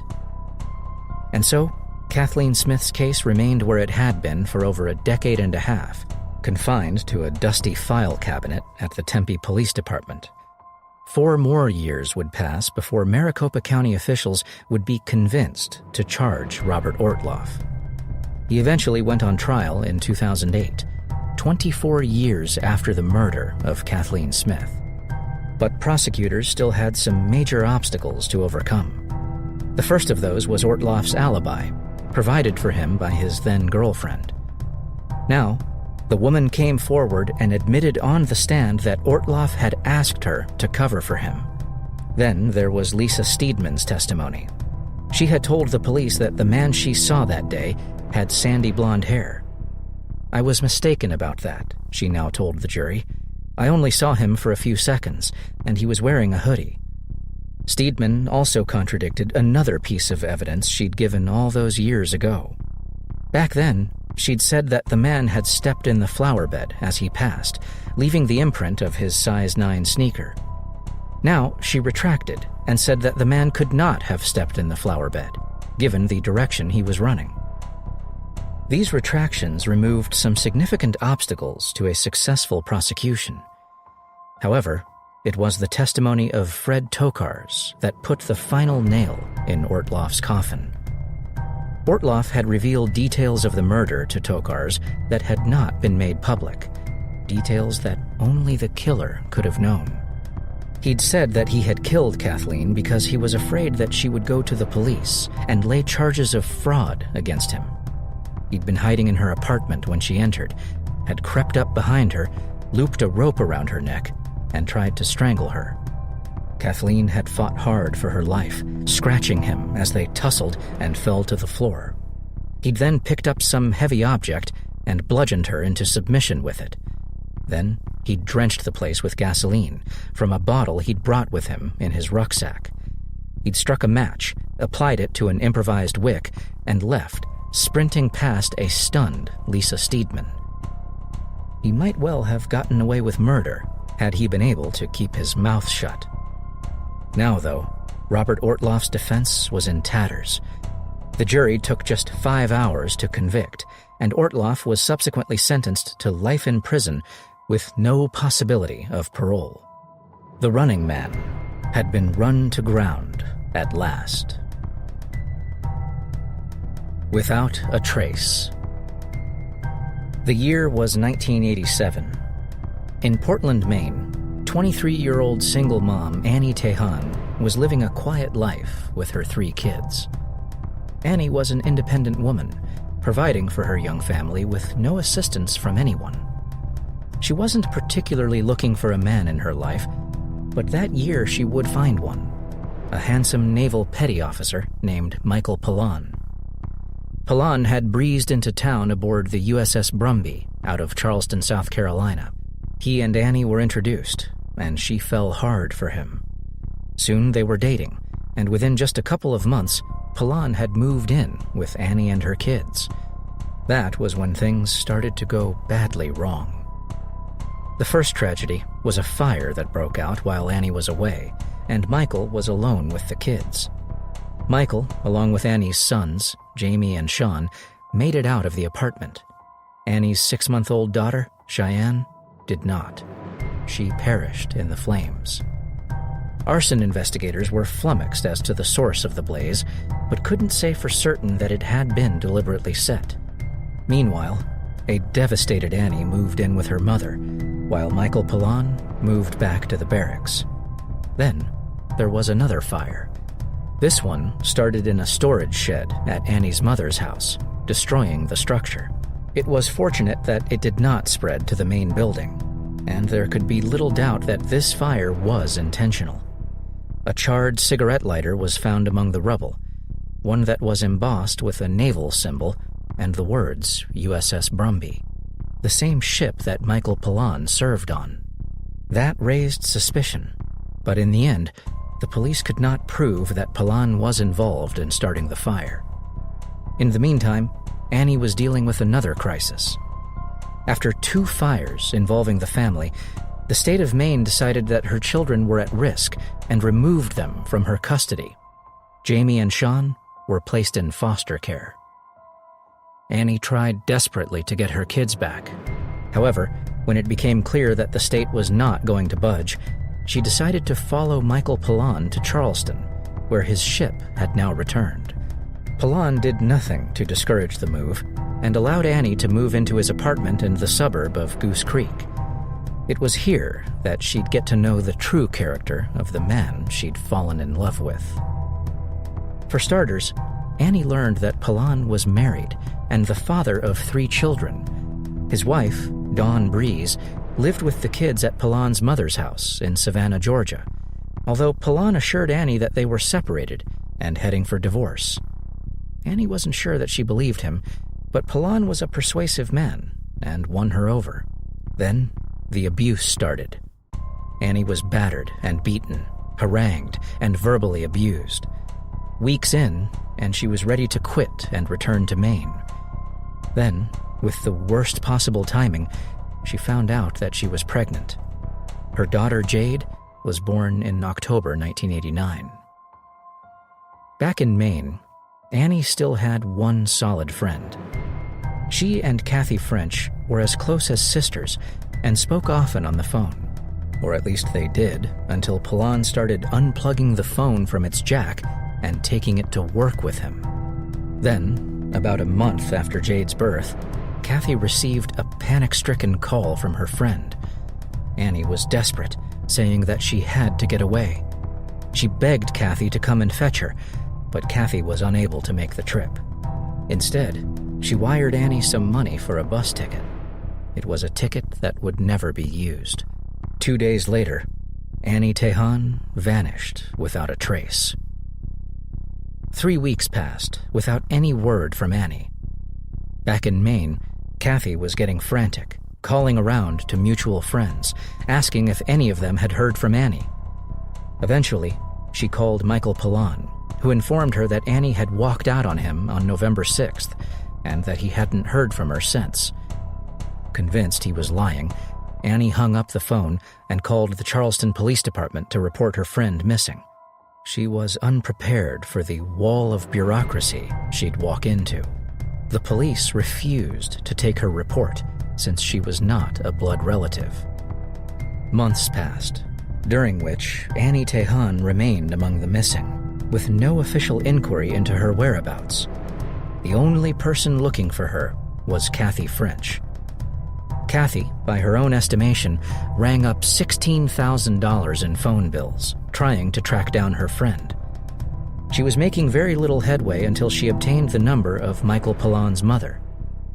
The call would not uncover what had happened to Annie, but it would at least tell Kathy where Jade was.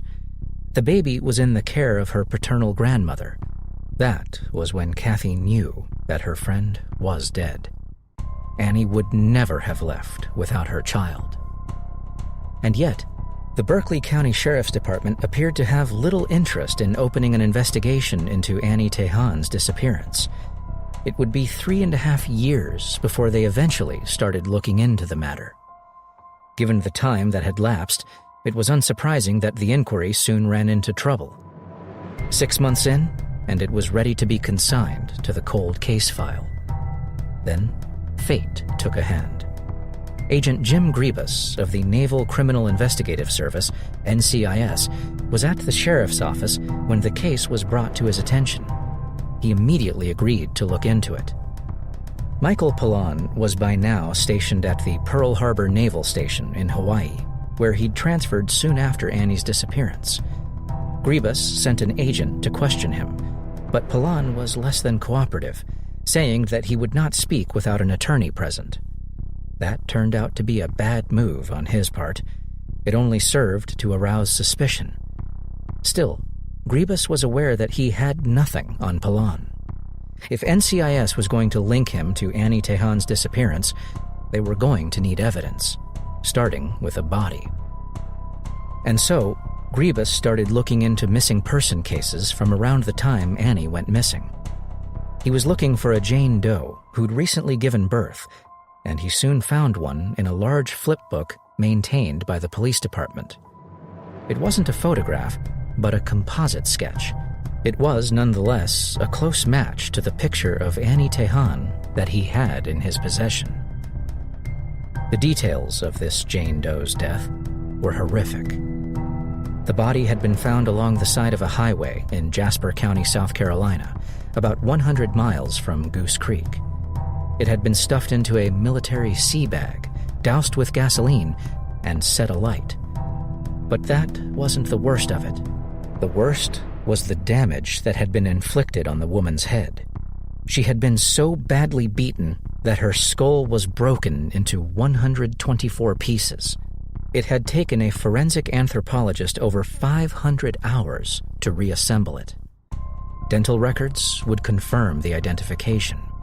4 years after she disappeared, Annie Tehan was officially a homicide victim. Michael Pollan was, of course, the prime suspect, the only suspect in this terrible crime. Now, Agent Griebus and his partner, Pete Hughes, started building the case against him. They soon learned that Pollan had used his credit card at a gas station 25 miles from where the body was found. The date of this transaction was instructive. It was November 7th, 1989, the day after Pollan claimed Annie had walked out on him. Next, the NCIS agents delved into Pollan's phone records and found 2 unusual calls. These had been made to his mother's house in the early morning hours of November 6th. Who had he been calling at that early hour? Investigators believed that it was probably his wife, Dawn Breeze. It was time for Dawn to answer some questions. But finding Dawn would prove difficult. She and Michael had since divorced, and Dawn was living a nomadic lifestyle, rarely staying long in any one place. It would take considerable effort before she was eventually tracked to Miami, Florida. Investigators met with her there in July 1995. The story she told matched Pollan's almost word for word. Quite obviously, it had been rehearsed. And so, the NCIS men began probing her for answers, focusing on the timings. Eventually, inconsistencies began to creep in. If what Dawn was saying was true, then she had been inside the apartment at the time that Annie was killed, or, at the very least, at the time that she was lying dead on the floor. When this was pointed out, they knew they had her. Dawn averted her eyes. Then she muttered under her breath, "Okay, you got me." Dawn Breeze had carried this deadly secret with her for 6 years. Now, she was ready to relieve herself of the burden. The early morning calls had been from Michael, she said, summoning her to Charleston. Dawn had gotten into her car and made the 2-hour drive from Savannah. She'd arrived to find Annie Tehan lying face down on the living room floor in a pool of blood. Michael had then taken her to meet Jade, telling her, "Come and meet your daughter." He'd then confessed that he'd had an affair with Annie, and that Jade was his child. He needed Dawn to help him raise her as part of the family. Michael Pollan must have exerted extraordinary control over the women in his life. Whereas most women would have run from this situation as fast as their legs would carry them, Dawn stayed and listened as he described how he'd killed Annie. He said that he'd had sex with Annie the previous night, waited for her to fall asleep, and then attacked her with a tire iron that he'd hidden in his closet. He'd had to strike her dozens of times since, according to him, she wouldn't die. The murder had been committed with baby Jade lying beside her mother on the bed. Pollan also admitted that he'd planned the murder for several months, but had waited until after Annie gave birth. Breeze went on to describe how they'd loaded Annie's body into Pollan's car, then driven southwest on US 17. Just short of their destination, they'd stopped at a gas station to fill a canister with gasoline. Pollan had used this to drench the corpse and set it alight. It had still been blazing as they drove away. She had returned to Georgia later that day, bringing Jade with her. This was explosive stuff, but Griebus and Hughes knew that it was of limited use. Pollan was a wily character. He could easily argue in court that it was Dawn who'd committed the murder, he who'd helped with the cleanup. That might not convince a jury, but it was enough to raise reasonable doubt. What the investigators really needed was an admission from Palan. To get it, they set up a sting operation, using Dawn Breeze as the bait. Dawn was instructed to call her husband, telling him that NCIS had questioned her and that they were on to him. An innocent man would have expressed confusion at such statements, but Michael Palan did not. Instead, he arranged to meet with Dawn so that they could get their story straight.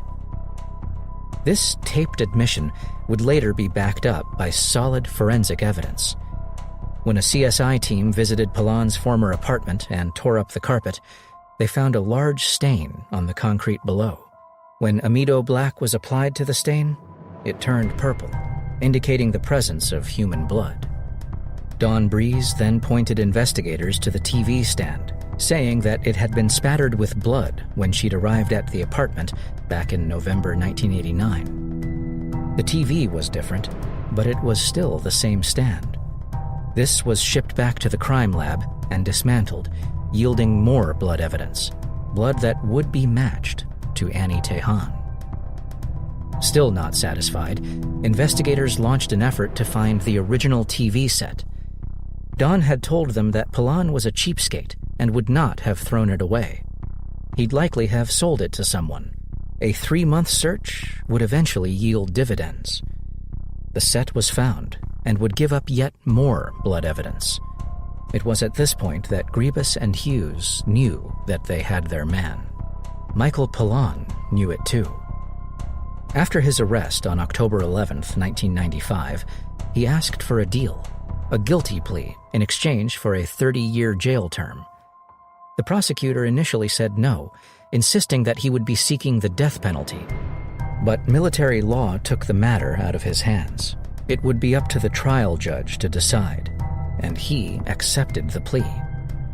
Michael Palan was dishonorably discharged from the Navy and sentenced to 30 years in a military prison. He would serve just 17 years before his release in 2013. But for the persistence of Kathy French and the efforts of NCIS agents Gribus and Hughes, he might have served no time at all. Predator. Losing a child is the hardest thing that a parent can ever be called upon to endure. Losing a child to an act of senseless, wanton violence makes it harder still. It is even more difficult to bear when there are unanswered questions. Who would have done this terrible thing? Why my child? Why would God allow it? For Bob and Connie Vargo, these questions endured even 3 decades after the terrible loss that would taint their lives forever. It came at a time of festivity, July 2nd, 1981, the start of the 4th of July celebrations. Their 6-year-old, Jeffrey, had asked if he could go for a ride around the neighborhood on his bicycle. His parents said yes. Anaheim Hills, California was a quiet, upper-middle-class neighborhood, a place of attractive, well-maintained residences and manicured lawns, a safe place. Nothing bad ever happened here. But on this day, something bad did happen. When Jeffrey failed to return, his parents went looking for him. They eventually found his bicycle abandoned in an alley near a fireworks stand. The police were alerted and immediately launched a search. They would not find the first grader that night. The following day, 2 construction workers came across the child's body, hidden behind a pile of sand at a building site 25 miles away in the city of Pomona. He had been strangled. An autopsy would reveal that he had also been sodomized. Homicide investigators begin every inquiry determined to bring the perpetrator to book. But in a case like this, the cruel and callous murder of an innocent child, there is extra motivation. A person who would do such a terrible thing deserves to feel the full force of the law. Quite aside from that, a monster like this is a threat to society. No child is safe with such a brazen killer wandering the streets. And this was indeed a brazen crime. Jeffrey had been snatched from a street in a heavily trafficked area in broad daylight. Someone must have seen something, surely. Regrettably, no one had. Police inquiries came up empty. Despite their best efforts, no serious suspect ever emerged for the murder of Jeffrey Vargo. To the frustration of investigators, the case went cold. For Jeffrey's devastated parents, grief was piled upon grief. They left their little boy's room untouched and stopped celebrating the 4th of July. For them, the national holiday had become a time of terrible remembrance. We next pick up the story 1,400 miles away in the picturesque town of Sandpoint, Idaho. The year is 2010. 29 years have passed since the murder of Jeffrey Vargo. But for a tantalizing lead that emerged in the mid-90s, the police have never come close to catching Jeffrey's killer. Here in Sandpoint, no one has even heard the name Jeffrey Vargo. They have, however, heard the name Kenneth Rasmussen, and they are none too keen on it. Rasmussen has just moved into their quiet community. He is a convicted sex offender. In fact, the citizens of Sandpoint were so outraged at having Kenneth Rasmussen in their midst that they staged several protests demanding his removal. Unfortunately for them, the law was on Rasmussen's side. He'd done his time, paid his debt to society. According to the eminent psychiatrists at California's Atascadero State Hospital, he was a reformed character with no chance of reoffending. But the good people of Sandpoint had valid reasons for concern. Kenneth Rasmussen had a long criminal history, and he'd been declared cured in the past. Rasmussen had first come to the attention of law enforcement in September of 1981 in Santa Barbara, California.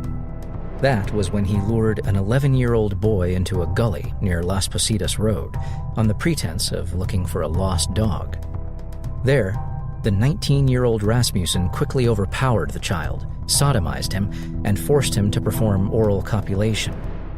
Eventually, he let the boy go, and the child ran to the nearby youth football league fields, where he'd been headed when Rasmussen stopped him. He told his coach what had happened, and the police were called. Rasmussen was found still lurking near the sports fields and arrested, but he avoided jail time and was sent instead to Atascadero. Here, he would quickly become a star pupil of the psychiatric faculty.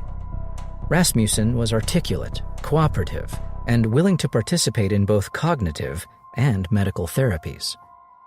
In April 1985, less than 4 years after he entered the institution, he walked free. He left with glowing endorsements from the staff. As far as we know, Kenneth Rasmussen managed to keep his unnatural desires at bay over the next 2 years. But on April 8, 1987, nearly 2 years to the day from his release, the darkness overcame him again. The crime he committed this time is stunning in its depravity. It can only be described as evil. Rasmussen was driving along a Los Angeles street when he spotted a young girl walking hand in hand with her brother, a toddler just 3 years of age.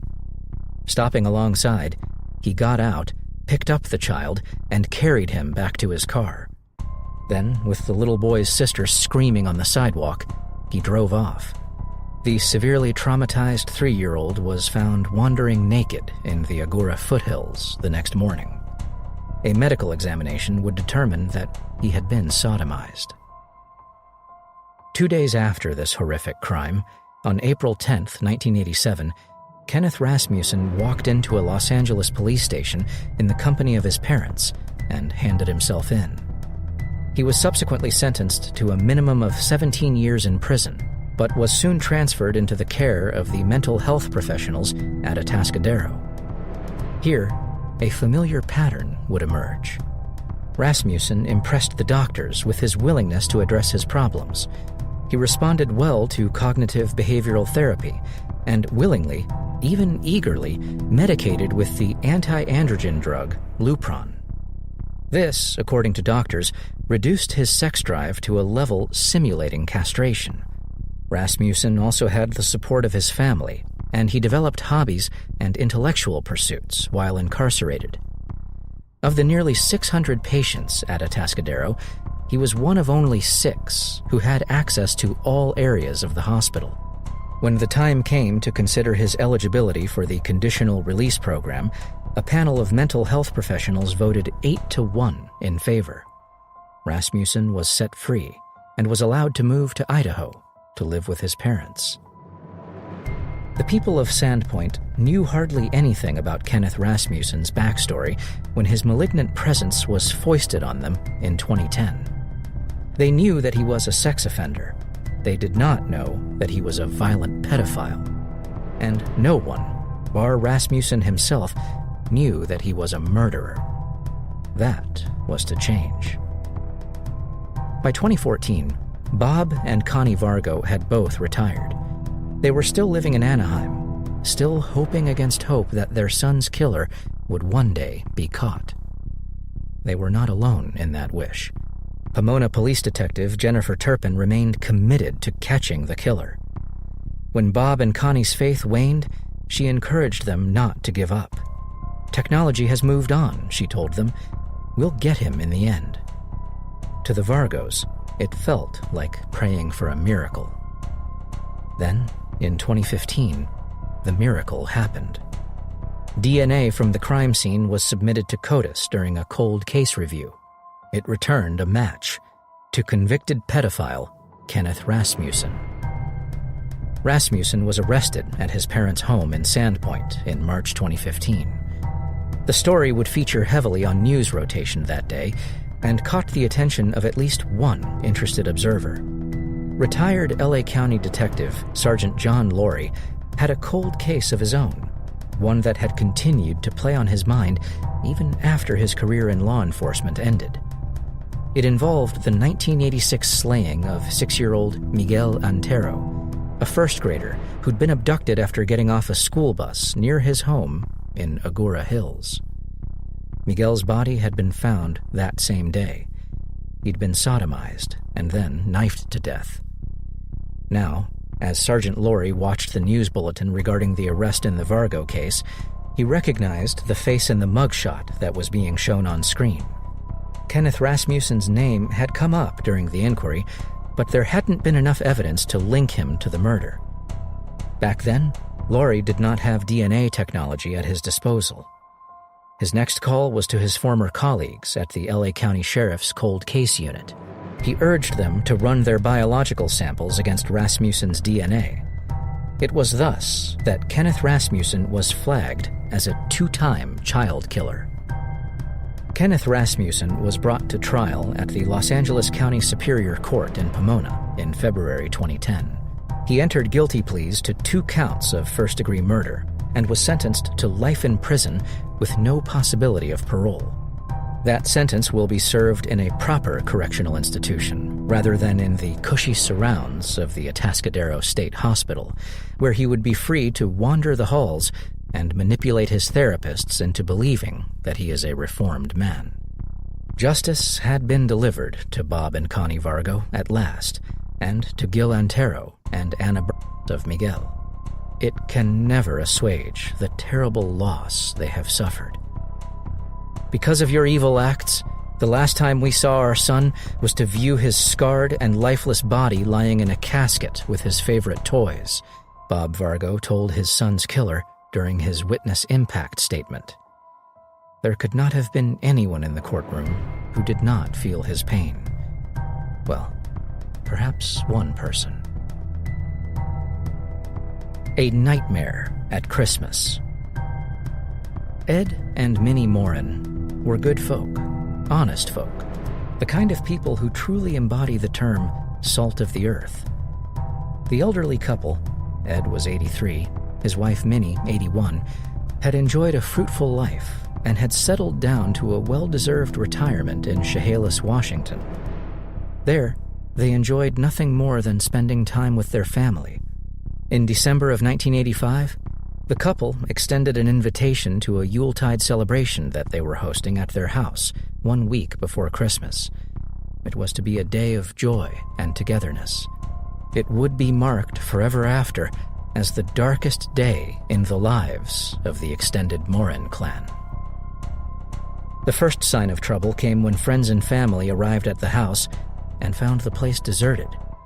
Ed and Minnie were nowhere to be found, their car missing from the garage. Even more troubling was the condition of the place. It had quite obviously been ransacked, with drawers pulled out, closets thrown open, and papers strewn across the floor. Wasting no time at all, Dennis Hadler, Minnie's son and Ed's stepson, got on the phone to the police. Dennis was one of the town's most prominent citizens, owner of one of the largest logging companies in the area. He feared that his parents might have been kidnapped and held for ransom. This was an appalling prospect, to imagine these two octogenarians dragged away from their home to be held, terrified, against their will. But the truth was worse than that. Far, far worse. On the morning after the disappearance, a woman called the police and told them that she'd seen the Morin's car abandoned in the parking lot of a local garden center. Officers responded to the scene and found the car where the tipster had said it would be. It was a frigid morning, and the car's windows were iced up, preventing the cops from looking inside. Not wanting to touch the vehicle and taint potential evidence, one of the cops blew on the glass and cleared a small spot. That gave him a brief glimpse of the interior, just long enough for him to make out that the seats and dashboard were covered in blood. With evidence now that the elderly couple had come to harm, a search was launched, a massive search that included officers from several jurisdictions as well as civilian volunteers. It would continue even on Christmas Day, and it was on that day that the tragic discovery was made. Along a desolate stretch of forest road, close to a dead end, in the bushes by the roadside, lay the corpse of Minnie Morin. The elderly woman had been shot in the shoulder and in the neck. Judging by the terrible injuries, it appeared that a shotgun had been used. The volunteer who had the misfortune of making this horrendous discovery was a friend of Winnie's granddaughter. Her cries soon brought other searchers running. It was they who found Ed, just a short distance away. He had been shot in the back. This was an incredibly callous double homicide. Investigators believed that the couple had been driven to the spot by their killers, then shot from behind while sitting in the front seat. Their bodies had then been dragged out and dumped in the undergrowth. Then, the killers had driven the vehicle to the garden center, where they'd abandoned it. They would soon receive validation for their theory. A witness reported seeing two suspicious-looking men lurking around the garden center. The men were dressed in camouflage hunting gear, she said. One of them was carrying an item wrapped in a sheet. From the shape, she took it to be a gun. As a sketch artist got to work compiling composites of these suspects, detectives were following up on their most promising lead yet. A detective had found a bank withdrawal slip in Ed Morin's pocket.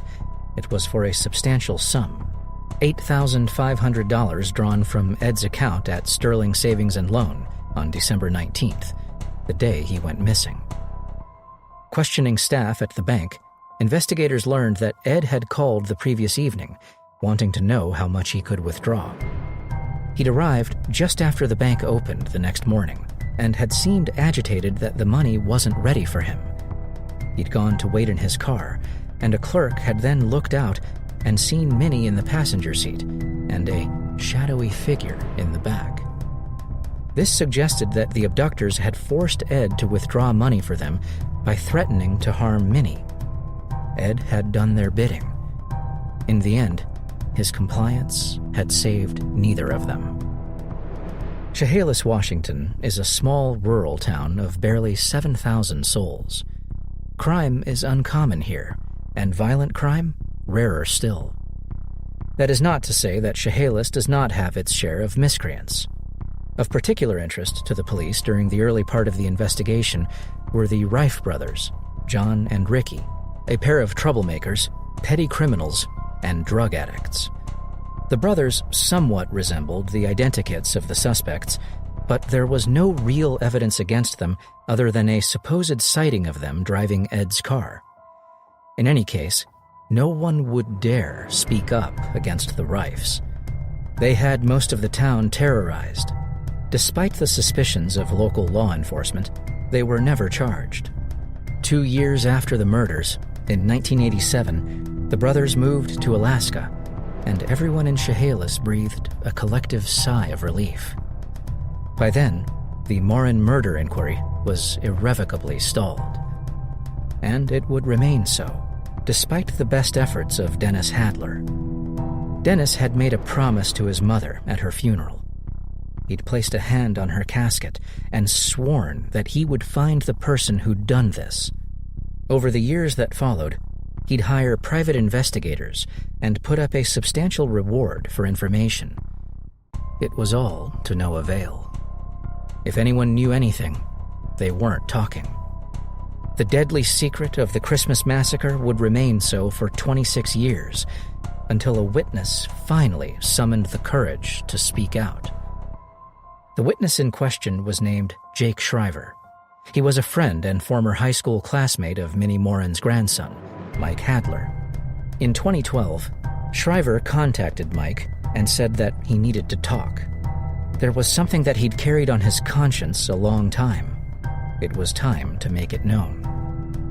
Back in December 1985, Jake Shriver had been a 17-year-old high school senior. On the morning of December 19th, he'd been driving with his mom when they spotted Ed Morin's car in front of them. The car was going along at a snail's pace, and Jake soon became impatient and encouraged his mom to overtake. As she did so, Jake turned to wave to Ed, who he knew.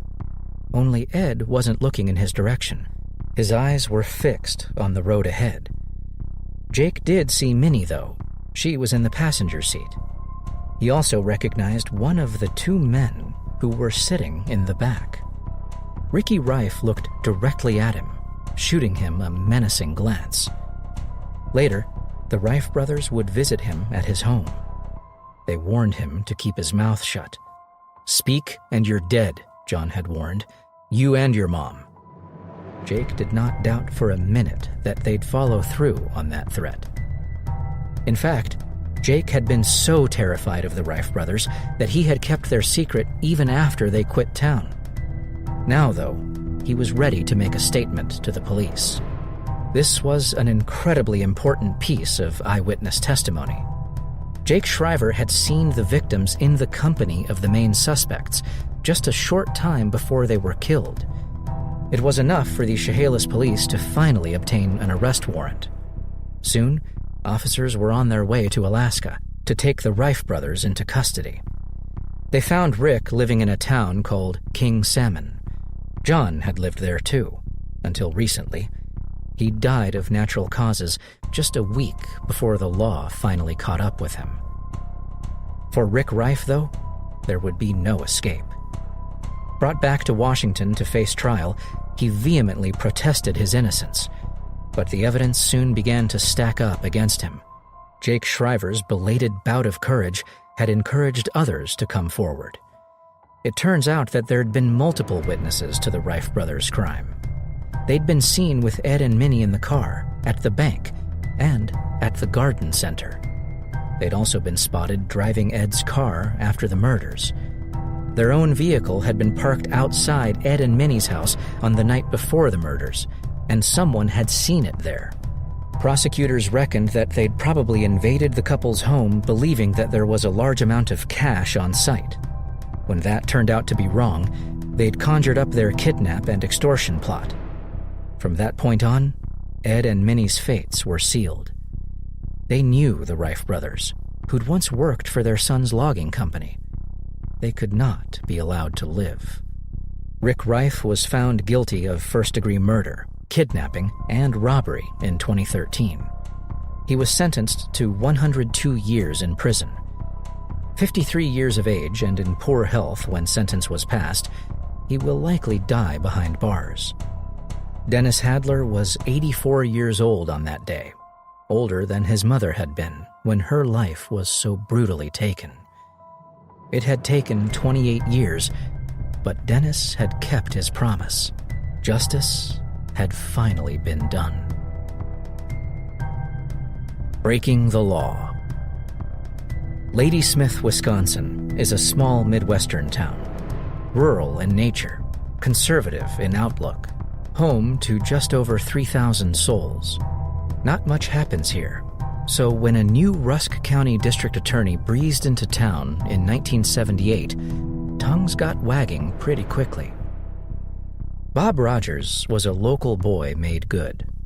A native of the neighboring town of Sheldon, Rogers had been raised dirt poor along with his 8 siblings. However, he'd shown a keen intelligence from an early age and had eventually earned a scholarship to attend the prestigious law school at Stanford University. After obtaining his degree, he'd returned to his home state, where he'd found work as an assistant prosecutor in Dane County. Here, he developed a reputation as a brash but highly accomplished trial lawyer. A bright future was predicted, until a scandal involving his brothers threatened to derail a promising career.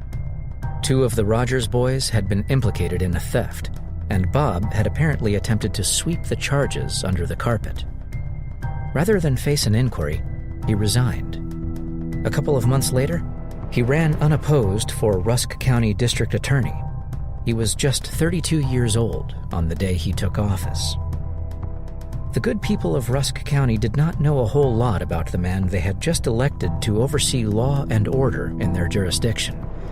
But they'd soon find out. Bob Rogers was unlike any incumbent they'd ever known. For starters, you seldom saw Bob dressed in a suit, other than on court days. Generally, he favored blue jeans and T-shirts. Then there was Bob's significant other. Sherry Barnard was also a lawyer, also a Wisconsin native.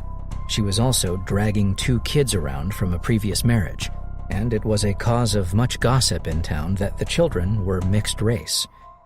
There was also a 3rd child, Nicole, fathered out of wedlock by the new DA. That did not sit well with the Christian mores of the community. Sherry would cause further scandal when she started teaching a law class at Mount Scenario College and took to breastfeeding Nicole in front of her students. Bob Rogers also taught the occasional class at Mount Scenario, and it was at the college that he met a 27-year-old student named Robert File Jr. File had a patchy history with the law. He'd been charged in the past with drug offenses and with assault. Still, this did not discourage the new DA from forming a friendship with him. It was common knowledge in town that Rogers and his brothers smoked marijuana.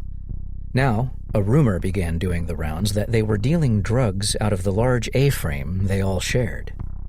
This may have been the reason for the rift that opened up between File and Rogers. Perhaps Rogers tried to recruit File to sell drugs on campus, and File turned him down. In any case, the friendship soon soured. And then came the incident that would turn the former alliance into all-out war. It happened on June 12, 1979, when Robert File had to head out of town on an emergency. File had 3 dogs, 2 Great Danes and a mixed breed, who he absolutely adored. The dogs were left secured on his property, but somehow managed to escape while he was away. When reports came in that they were running around a local park, deputies tried to capture them, but were unable to. They turned to the DA for advice. He told them to shoot the dogs. Robert File arrived home from his trip to find the corpses of his beloved pets lying on his front lawn. File's response was predictable. He marched down to the sheriff's office, kicked open the screen door, and punched the first deputy he encountered. When DA Rogers tried to calm him down, File spit on him. File was then charged with breach of the peace, but he'd never see the inside of the courtroom. That is because, within 2 months, Robert File would be dead. At around 10 p.m. on the evening of August 14, 1979, Robert File walked to a neighbor to purchase some milk. A short while after he departed, the neighbor called the police and reported that she'd heard gunshots coming from the direction of the File residence. Deputies responded to the scene and found File lying face down in his driveway, the back of his head demolished by a shotgun blast, his blood mingling on the ground with the milk he'd just bought. This was the first homicide that just about anyone living in Rusk County could remember. And yet, at this time of crisis, District Attorney Bob Rogers was nowhere to be found. It was left to his assistant, Scott Roberts, just 2 months out of law school, to supervise the crime scene. In truth, there was little to be recovered. There was no weapon, no shell casings, no footprints, no trace evidence of any kind. There were also no eyewitnesses. Right from the start, it was evident that this was going to be a difficult crime to solve.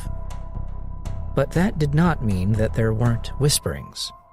Everyone in town knew that there was bad blood between Robert File and Bob Rogers. And while the DA could not have committed the murder himself, he'd been aboard a flight out of town at the time, that did not mean he could not have hired a triggerman. In fact, his rock-solid alibi only served to heighten suspicion. How convenient that he just happened to be far away when his rival was killed. With the investigation stalled and the rumor mill continuing to crank, the pressure was building on the DA. In 1980, he did the prudent thing and resigned his position. He and Sherry Barnard quit town, relocating to Truckee, California. The File case had long since gone cold by then. They say that like attracts like, and that certainly seems to have been the case with Bob Rogers. In Truckee, he soon fell in with a man named Gary Grady, a health club owner who was also a drug dealer with a clientele that reputedly included several Hollywood stars. Rogers, Barnard, and Grady started spending time together, frequently partying on the latter's boat. It was all fun and games until 1983, when Sherry dumped Bob and took up with Gary.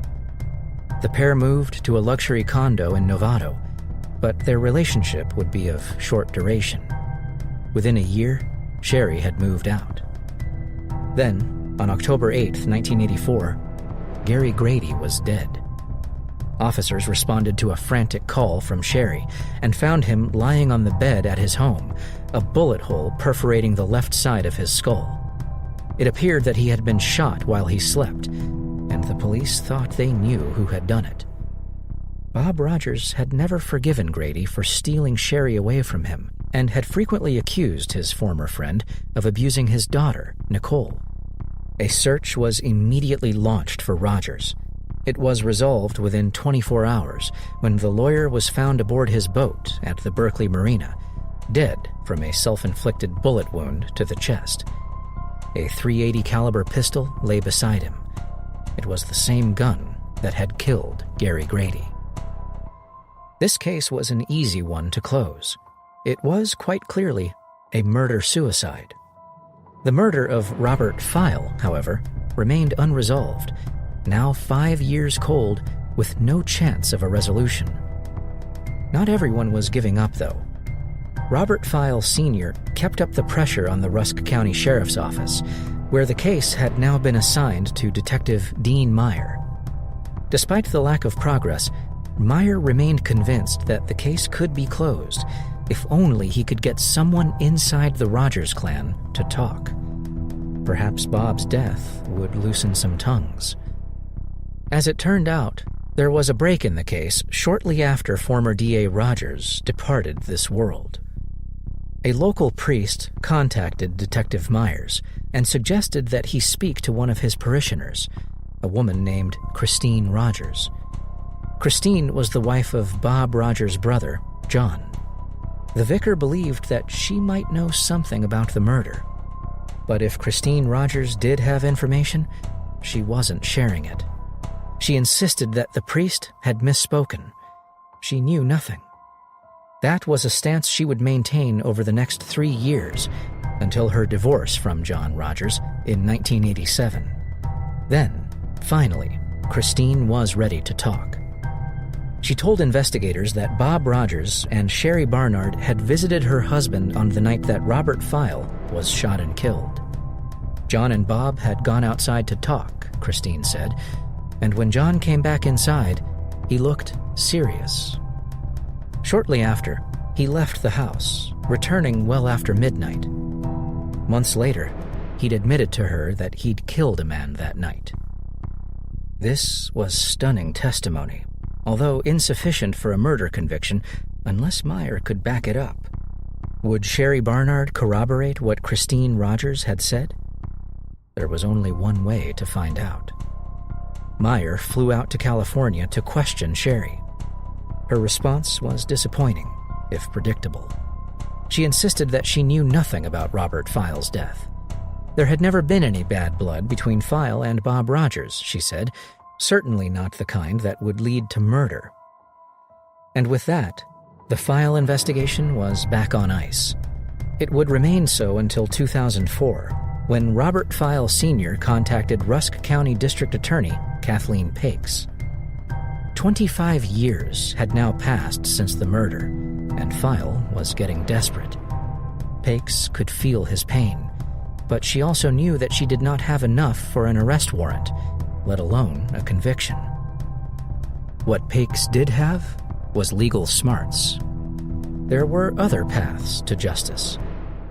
In the summer of 2004, she convened a secret grand jury and presented her case, naming the deceased Bob Rogers as the facilitator of the murder, and his brothers, John, Mike, and Dale Rogers, as the likely shooters. The result was an indictment against all three.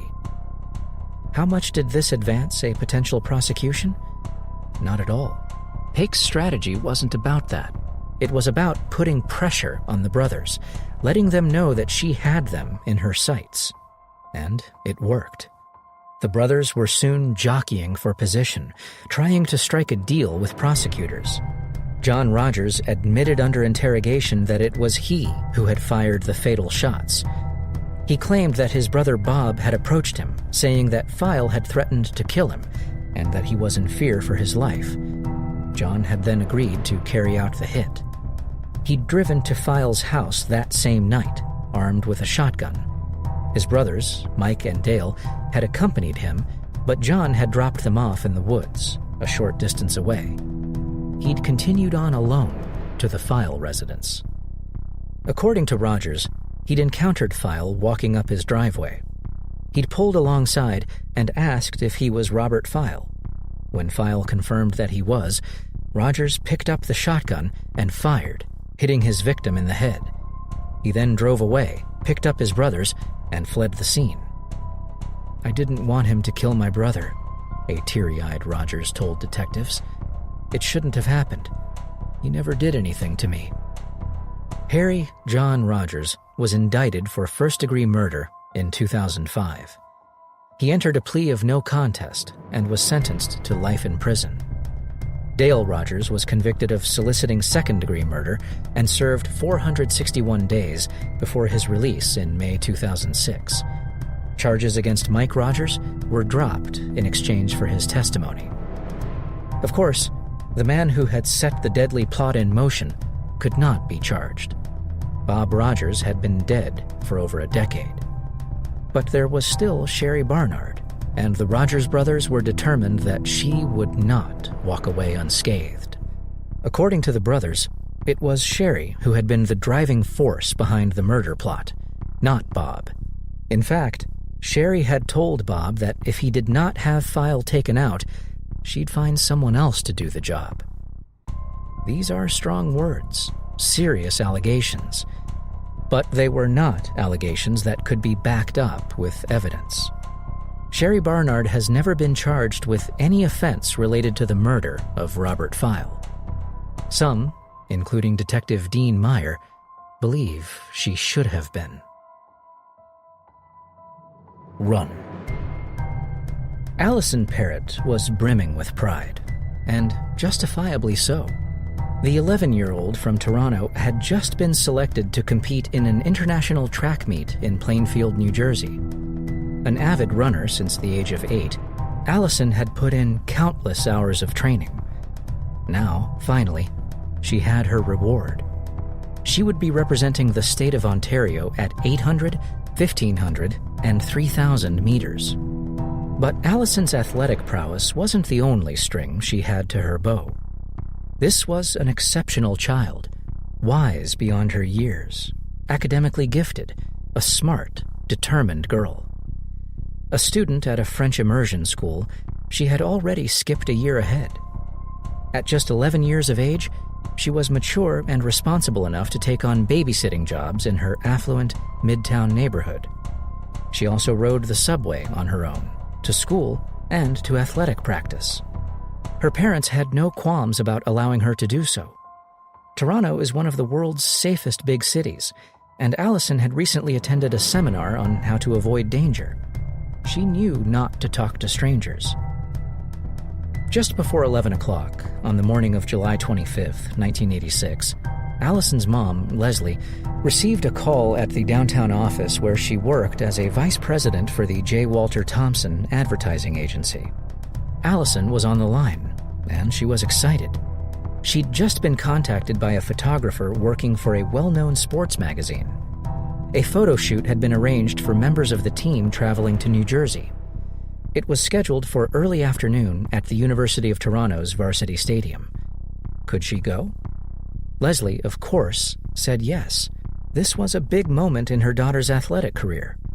The varsity sports fields were well known to Allison, who'd trained there the previous fall. The shoot would take place in daylight and in a very public place. Allison's teammates would all be there. Why wouldn't Leslie give her permission? The two of them discussed the route that Allison would take on the 20-minute journey. Allison agreed that she would be home by 2:30. Mother and daughter then said their goodbyes. It would be the last time they ever spoke. We know that Allison made the outbound journey that day because several riders saw her on the subway. But Allison was not home by 2:30, and she was still not home by 5 p.m. That was when her concerned parents started working the phones, calling friends and neighbors, Allison's teammates, her coaches. That was how they learned that no photo shoot had been scheduled for that day. By 6 p.m., the police had been called in. A search was launched that night, with police officers supplemented by dozens of civilian volunteers. Hundreds more would join the effort over the following days, but their work would ultimately be in vain. Allison Parrott's naked corpse was found 2 days later, concealed in a densely wooded area of Kings Mill Park on the Humber River, just below the Old Mill subway station. She was lying face down in the undergrowth, hands bound behind her back. The autopsy would determine that she had been strangled. She had also been raped. The news of this brutal murder sent shockwaves across the city of Toronto. The police launched a massive effort to solve it, offering a $50,000 reward for information. They would conduct nearly 18,000 interviews over the course of the investigation. One thing was certain. This was no random murder. The killer had been stalking Allison. In fact, he'd called the Parrott residence 2 weeks earlier, wanting to talk to the 11-year-old. Allison had been away at camp at that time, and he'd left a message with her younger brother's babysitter, saying that he'd call back at a later time. As investigators would soon discover, this call was part of a larger effort by the killer to track Allison down. Several families with the surname Parrott had been contacted. On each occasion, the caller had said that he was trying to contact the Allison Parrott who had been selected for the International Youth Track Championships in New Jersey. To the police, this suggested an individual with knowledge of Allison's background, not someone in her inner circle, but someone on the periphery. Following this logic, detectives soon unearthed a promising suspect. Francis Carl Roy was a First Nations man from Manitoulin Island. He was an avid runner who used the same training facilities as Allison's track club. He was also a keen photographer. But Roy also had far less wholesome interests. This was a man with a long criminal history, including arrests for petty theft, fraud, assault, and rape. Back in the early 80s, He'd been handed an 11-year prison term for the rapes of 2 teenagers. He'd just served 2.5 years of that sentence and had been at liberty for 2 years at the time of Allison's murder. All of this made Roy a strong suspect. Brought in for questioning, he denied being anywhere near the varsity stadium on the day that Allison was murdered.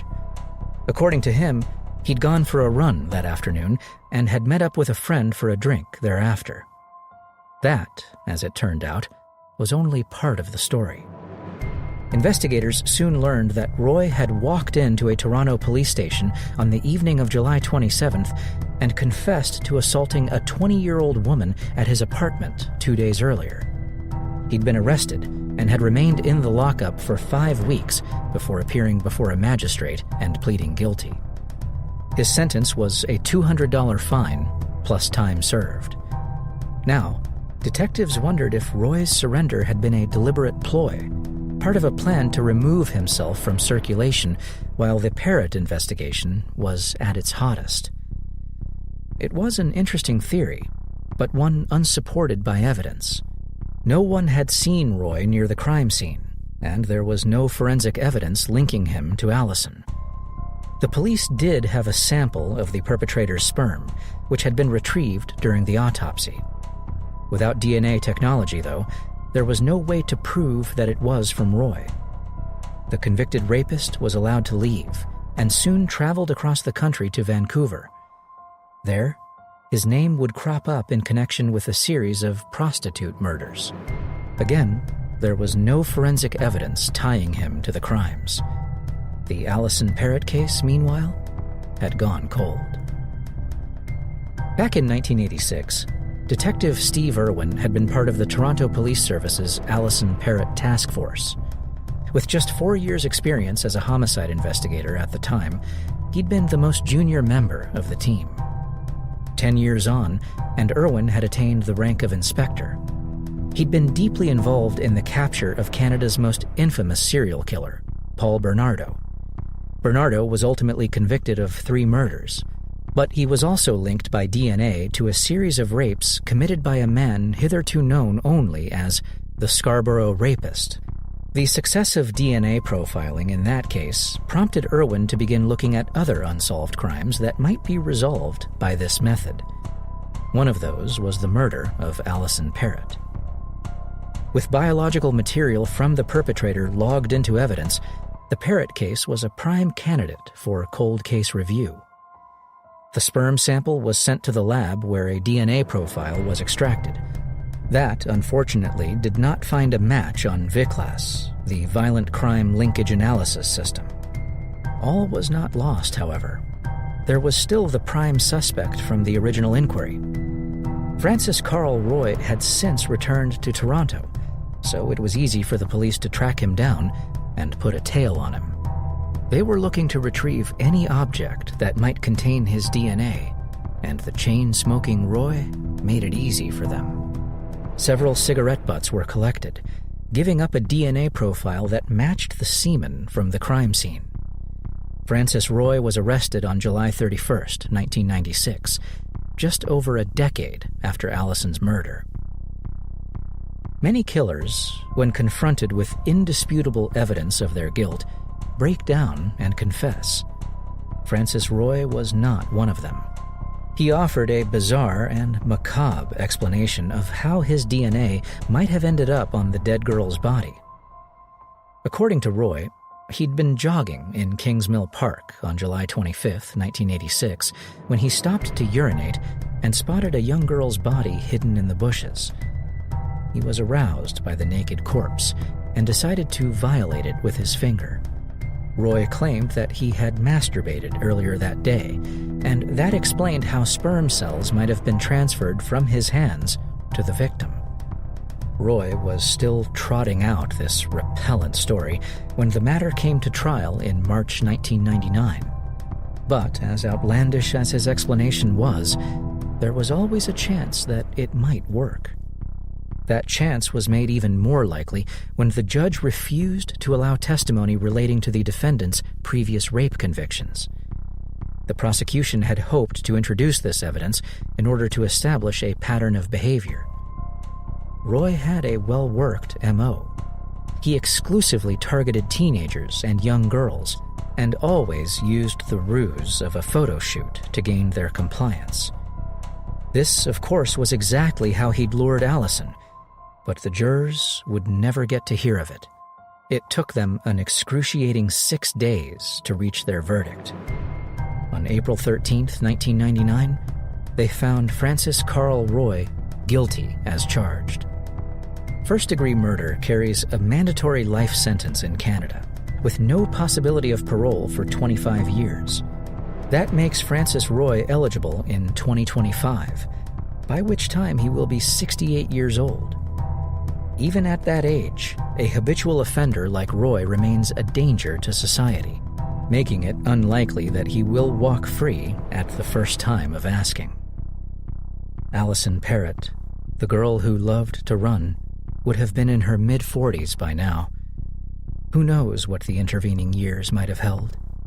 Given her intelligence and determination, Allison would almost certainly have succeeded in whatever career she chose to pursue.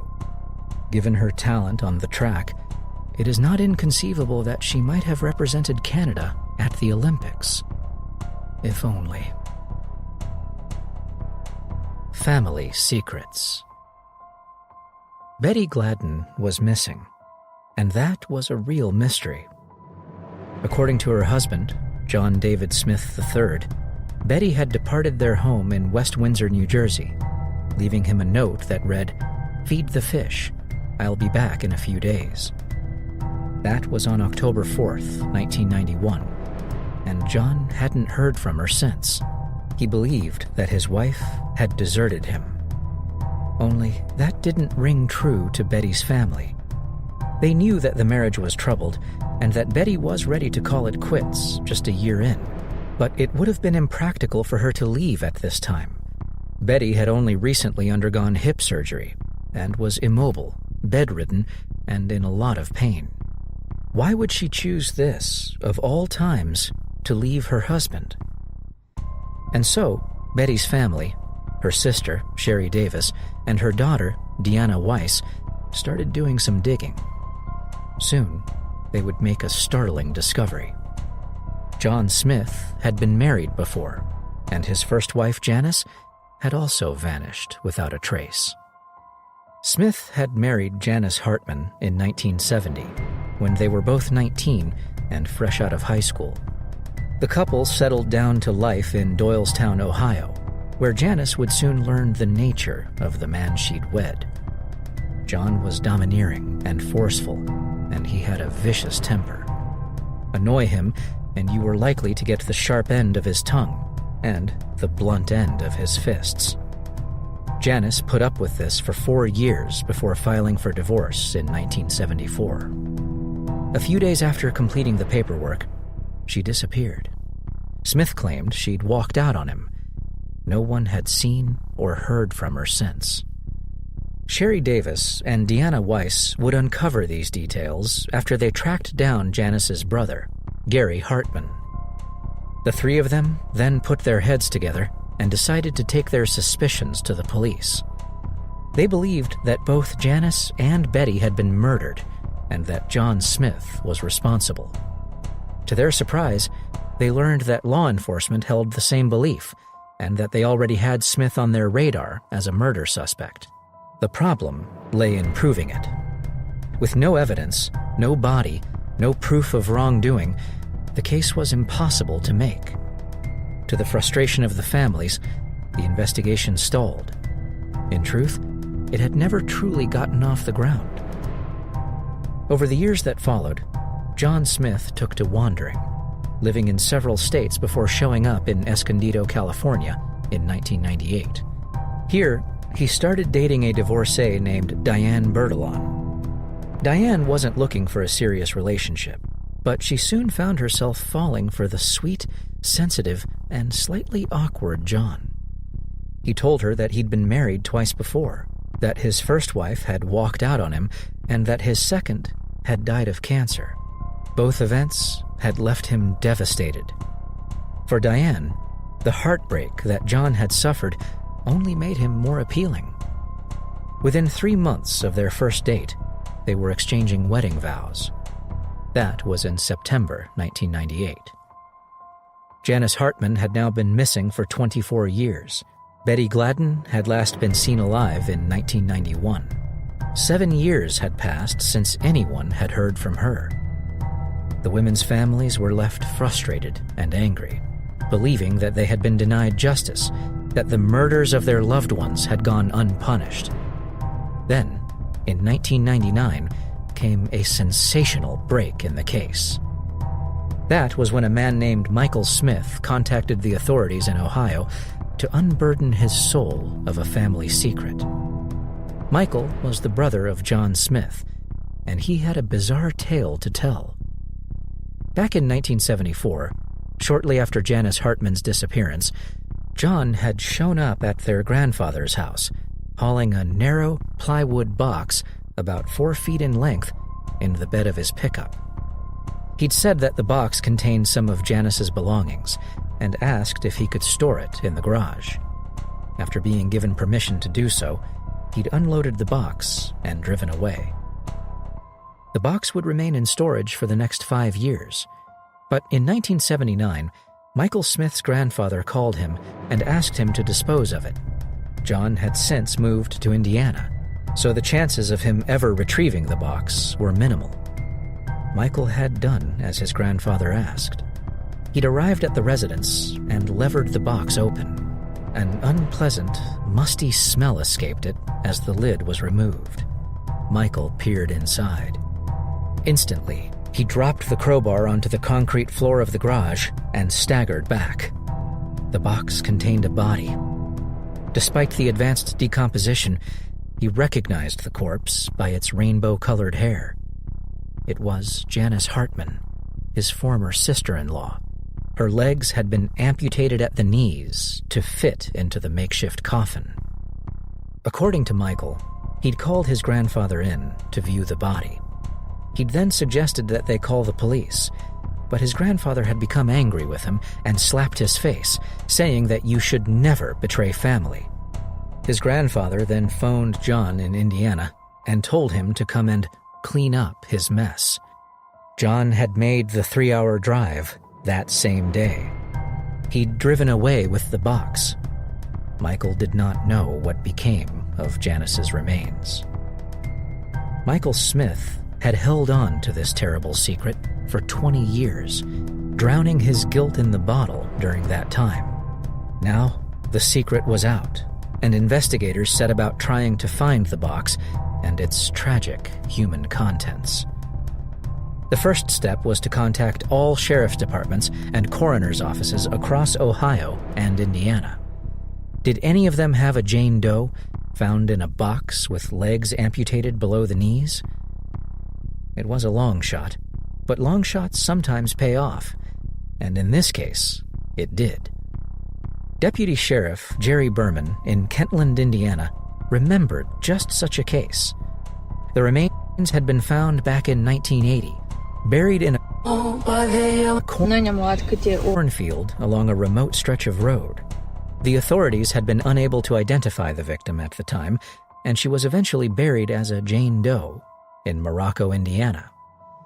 Now, an exhumation order was obtained, and the remains subjected to DNA testing. Thus was the mystery resolved at last. Janice Hartman had been found. John Smith, now living with his third wife, Diane Bertolon, was placed under surveillance by the FBI. But then, investigators discovered that he was seeing another woman behind Diane's back and decided to move on him. They couldn't run the risk of Smith deciding to relieve himself of another marital encumbrance. Diane was initially unwilling to believe the police when they told her that her husband was a suspect in 2 homicides. But then, John went into hiding, and she reluctantly had to accept that it must be true. An innocent man doesn't run from the law. And if Diane still harbored any doubts as to what her husband was capable of, those would be extinguished by the terrifying events of October 3rd, 2000. Diane was at home with her daughter Summer when John burst through the front door and chased her up the stairs, screaming that she'd betrayed him. Fortunately, the police still had the house under surveillance and intervened to take him into custody. But for that, the incident might have had a very different outcome. Extradited to Ohio, John David Smith III was indicted for the aggravated murder of Janice Hartman. The evidence, including the damning testimony of his brother Michael, was overwhelming. It was somewhat of a surprise when the jury decided to convict on the lesser charge of second-degree murder. Still, the sentence was steep, 15 years to life. Smith, who still insisted that he was innocent, lodged an appeal a year later in 2002. It was rejected. Nearly 3 decades on from her untimely death, there was justice for Janice Hartman at last.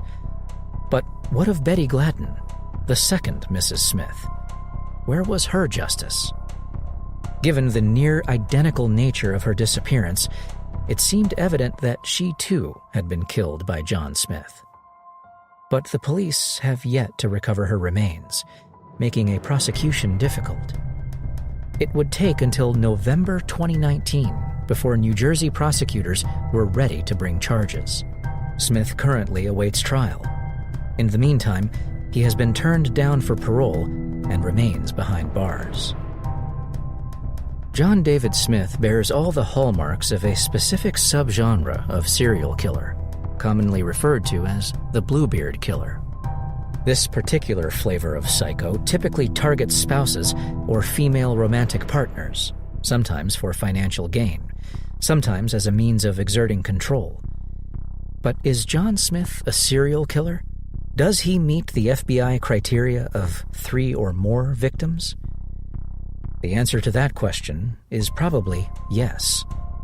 As investigators were collecting evidence in the run-up to the Hartman trial, they discovered a locker owned by Smith. Inside were skull fragments from an unknown female. There were also photographs of 2 women who the police have yet to identify. Investigations are ongoing. In the case of John Smith, there may be more family secrets to uncover. The devil in the details. If you see someone without a smile, give them yours. This mawkish saying was uttered so often by 18-year-old Marlis Wohlenhaus that it became almost her catchphrase. These weren't just empty words, though. Marlis lived them every day. Sunny, outgoing, caring, a real people person were all terms used to describe the high school senior. Everyone, it seemed, loved Marlis. The Wohlenhaus family lived in a secluded farmhouse in Afton, Minnesota, on the banks of the St. Croix River, 3 miles east of the Twin Cities. This was a tranquil, serene place that Marlis shared with her mom, Fran, her 2 siblings, and her mom's partner, Jack Monday. The household was peaceful now, but it hadn't always been so. Some years earlier, Fran had been involved in a contentious divorce from her husband, Greg Liu, owner of a local auto shop. Marlis, too, had endured a strained relationship with her stepfather and was glad to see the back of him. At the time our story takes place, in May of 1979, she was weeks away from graduation, waitressing part-time at a local diner, looking forward to the future. But during the early days of May, something seemed to have changed in Marlis's life. She appeared distracted, stressed, jumpy. That familiar smile was gone. In its place, a frown seemed permanently etched on her brow. Marlis's family noticed this, of course. It was difficult not to notice. But they figured that the change was caused by something Marlis wasn't willing to share with them just yet. She'd let them in when she was ready. Tuesday, May 8, 1979, started out as an ordinary day in the Wohlenhaus household. Marlis attended school, while the other family members went to their respective jobs. When Fran arrived home at around 3:30 p.m., she expected to find her youngest child already home. Stepping through the door, she called out, "Marcy," using her pet name for her daughter. All she got in reply was an eerie silence. That was odd, but not particularly worrisome. Perhaps Marlis had stopped off at a friend. Fran continued into the house. It was as she passed the spare room, used by the family as an office, that she spotted something. Fran looked inside and was greeted by a scene out of her worst nightmare. Marlis, her beloved daughter Marlis, lay in the corner of the room, propped up against a wall. Blood was congealed in her hair and on her face, spattered on her clothes and on every surrounding surface. Fran ran towards her daughter and fell to her knees beside her. A volunteer medic with the local fire department, Fran knew immediately that Marlis had suffered terrible head trauma. Several star-shaped injuries were punched into her scalp, and the ominous bulges in her cranium pointed to severe skull fractures.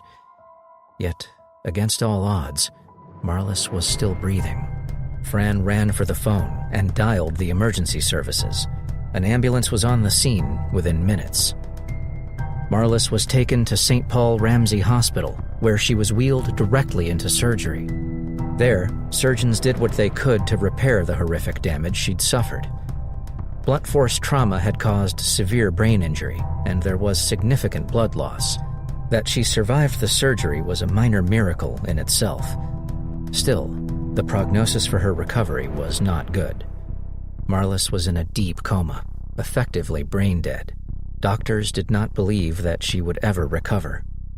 That left Fran with a terrible decision to make.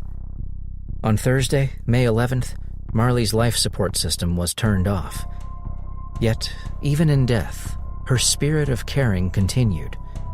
As an organ donor, she was giving the gift of life to others. So now, this was a murder inquiry, the first in Washington County in over 2 years. And already it was clear that the investigation was not going to be easy. The isolated nature of the house meant that there were no witnesses. There were also no prints, no sign of forced entry, no trace of the murder weapon. Even more perplexing was the lack of motive. The place had not been robbed, and Marlis had not been sexually assaulted. That left only a personal motive. And who would have wanted to harm Marlis Wohlenhaus, the girl who everyone loved? Washington County investigator, Detective Bob Ellert, thought he might have an idea. 2, in fact. The first of these was a man named Tom Cartoni, a local troublemaker with a record for DUI and drug offenses. Cartoni lived about a half a mile from the Wohlenhaus residence and was friendly with Marlis's brother, Ray. He'd also once spread ugly rumors about Marlis, claiming that he'd had sex with her. The second suspect was a vagrant named Dennis Sipe, who lived in the woods surrounding the Wohlenhaus property and had also been in trouble with the law. He had a record for burglary, assault, and various sex offenses. Both men were brought in, both were questioned, and both released. Although they remained on the list, the police had no concrete evidence against either of them. And then there was a third suspect, Fran Wohlenhaus's estranged husband, Greg. The theory was that he might have come to the house planning to kill Fran, something he'd threatened to do in the past. Only it was Marlis who got home first, she who suffered the considerable force of his rage. The autopsy results had since come in, revealing just how intense that rage had burned. Marlis's injuries were horrific. Multiple skull fractures, 2 deep punctures that were believed to have been caused by the claw end of a hammer.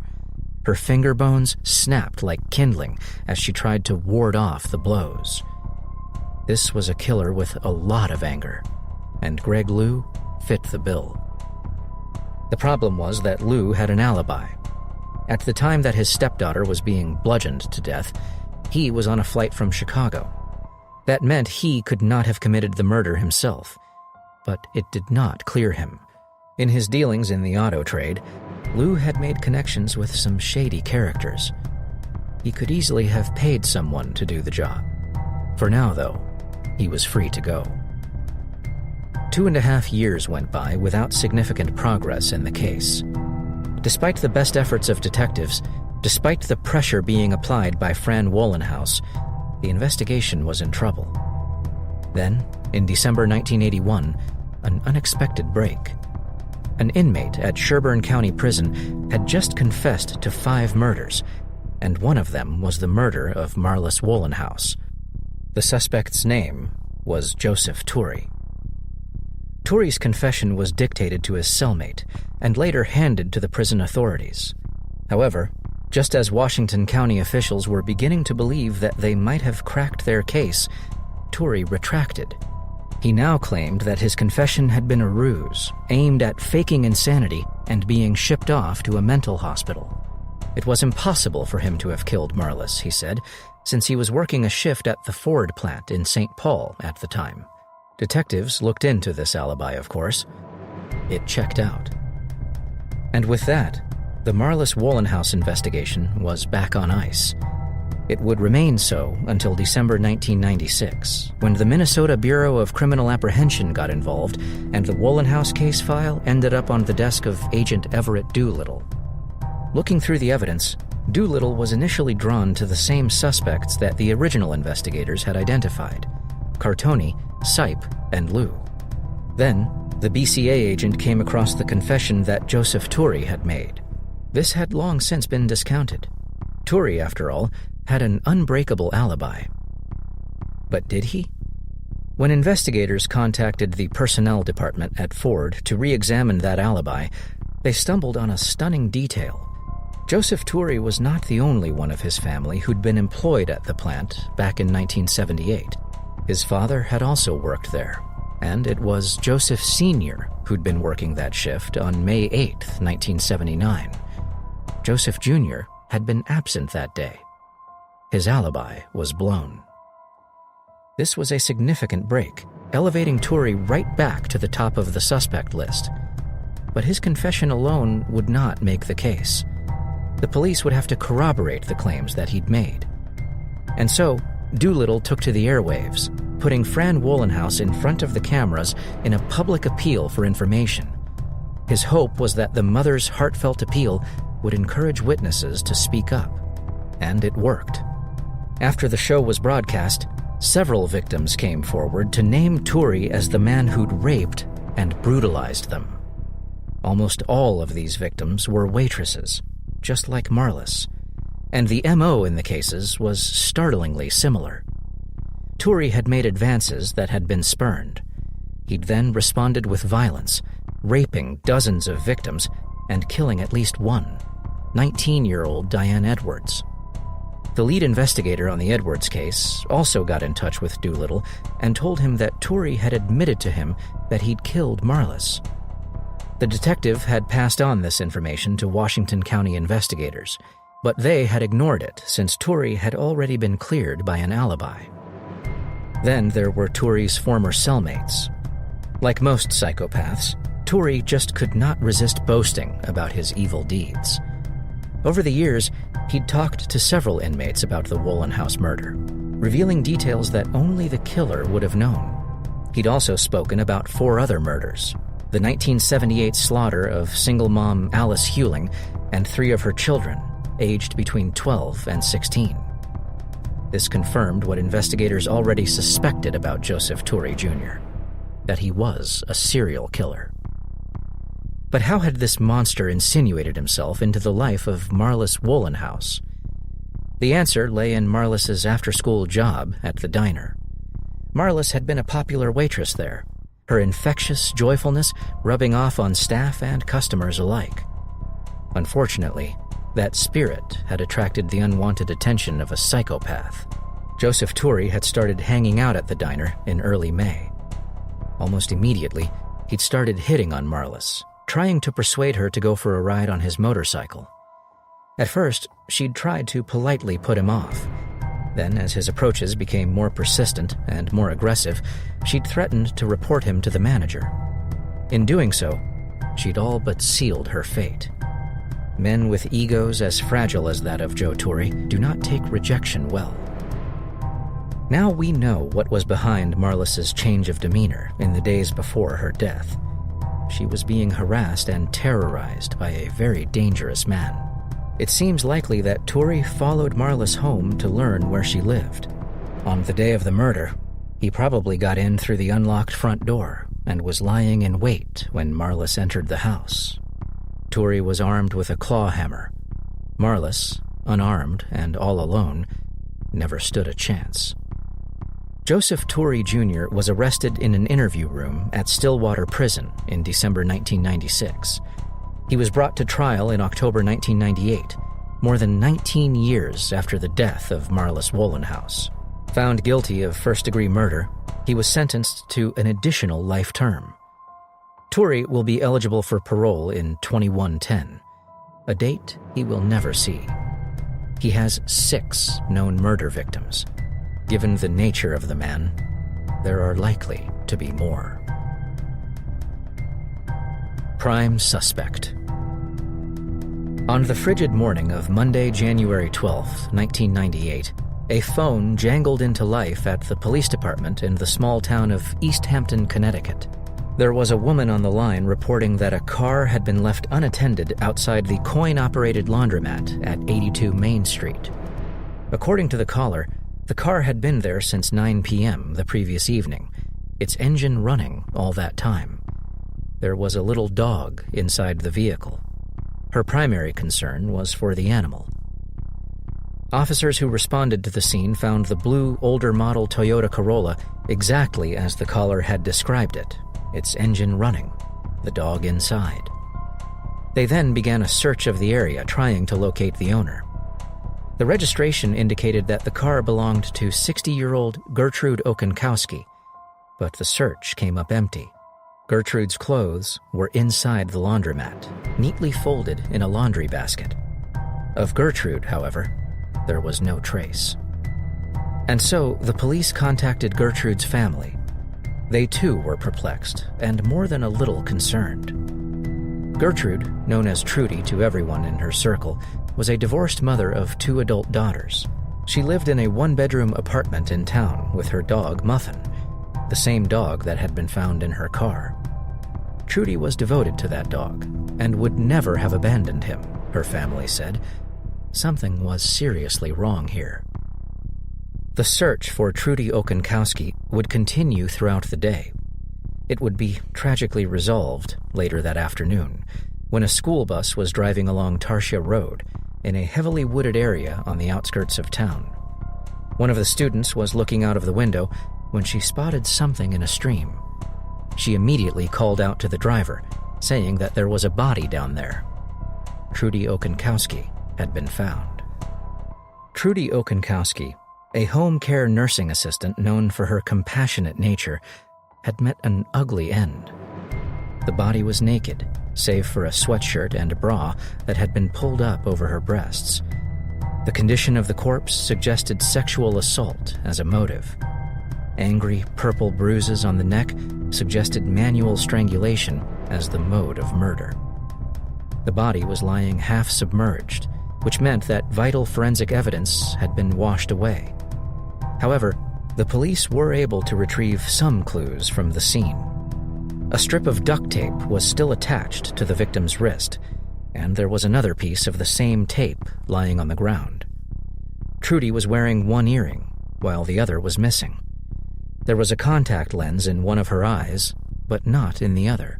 The crime scene team also retrieved fecal matter from the body. It is quite common for a strangulation victim to lose control of their bowels while they are being throttled.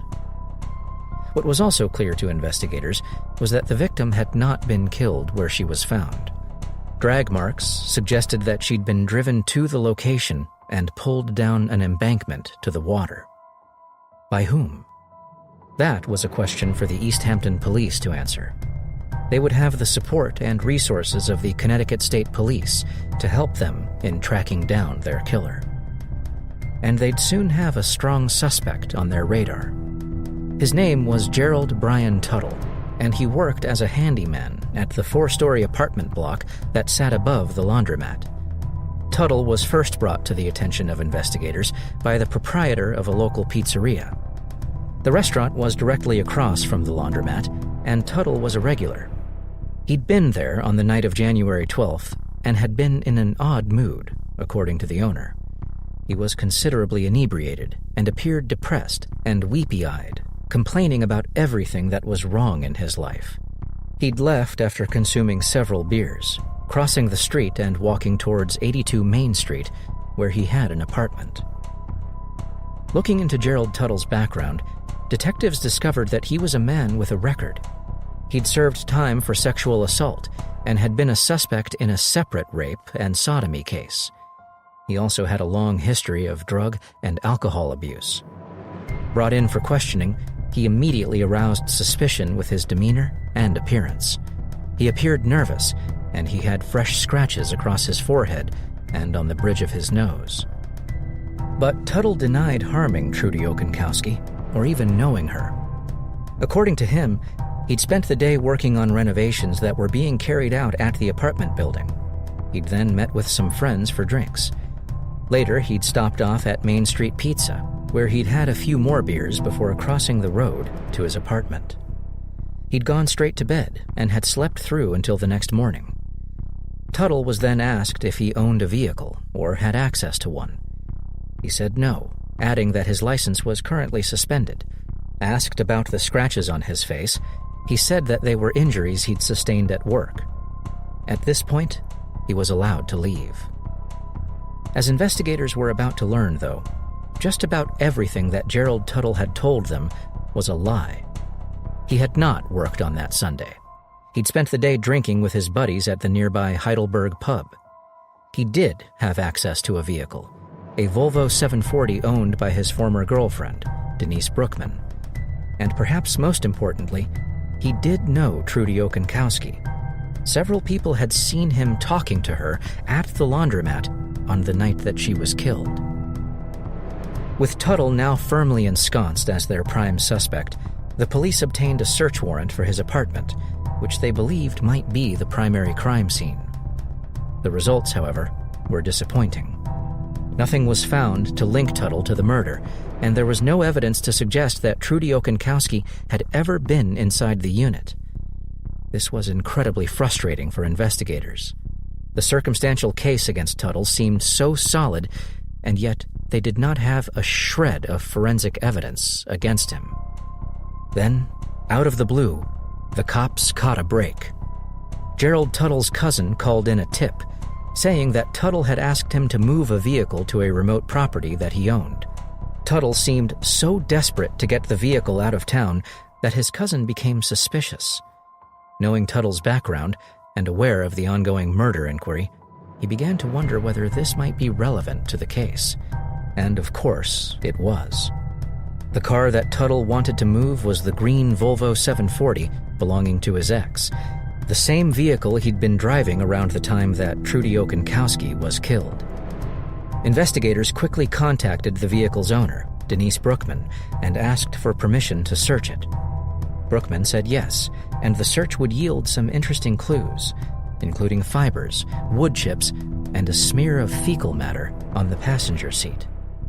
Then there was another break.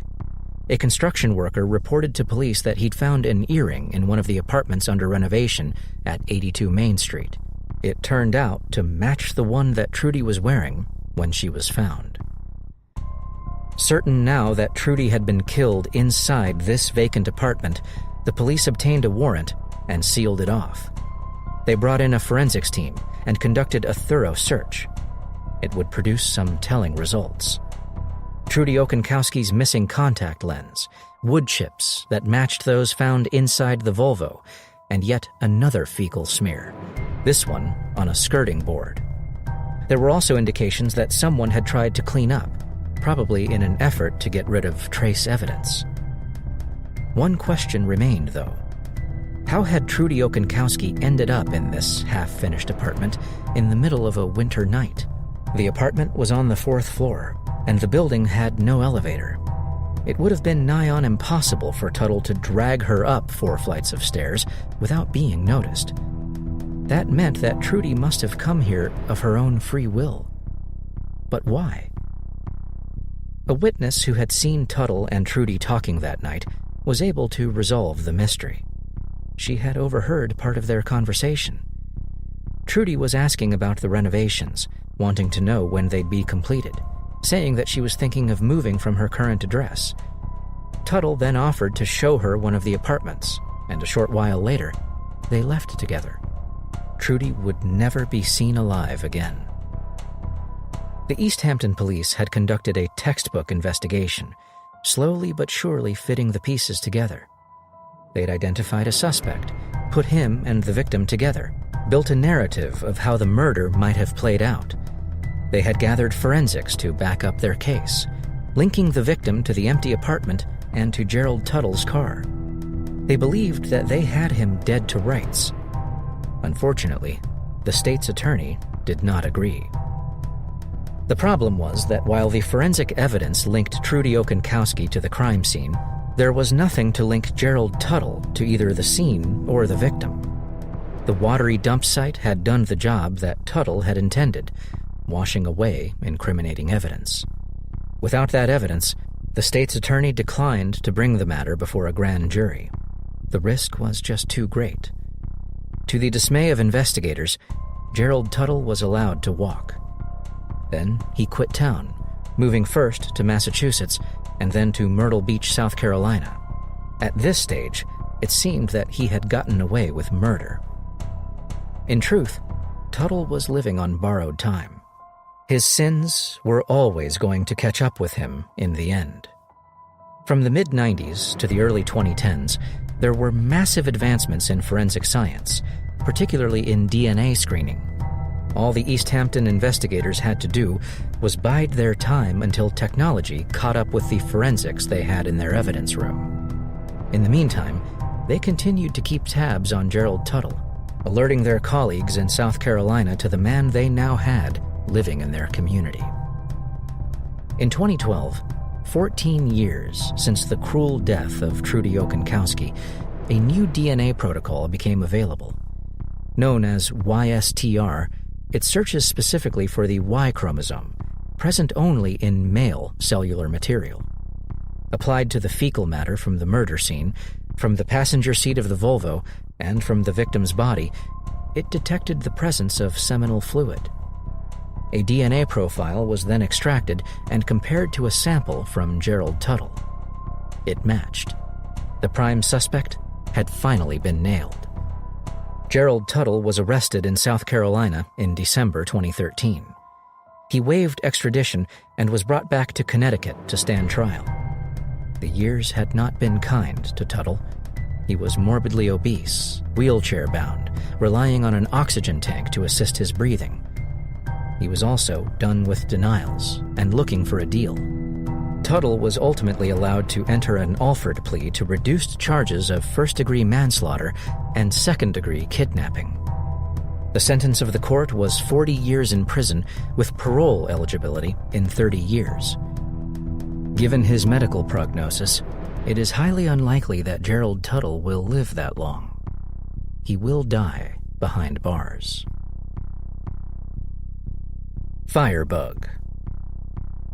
On a freezing January morning in 1998, a 911 dispatcher in McHenry County, Illinois, received a report of a residence ablaze in the village of Cary. Units were immediately dispatched to the scene, with Sergeant Edward Fetzer of the Cary Police Department the first to arrive. By then, the fire was already burning out of control. There was a man pacing on the lawn of the High Street property, a tall man dressed only in pajamas and shoeless, despite the frigid temperatures and snow on the ground. The minute he saw the police officer, he came running over. "Help!" he screamed. "My wife and kid are inside."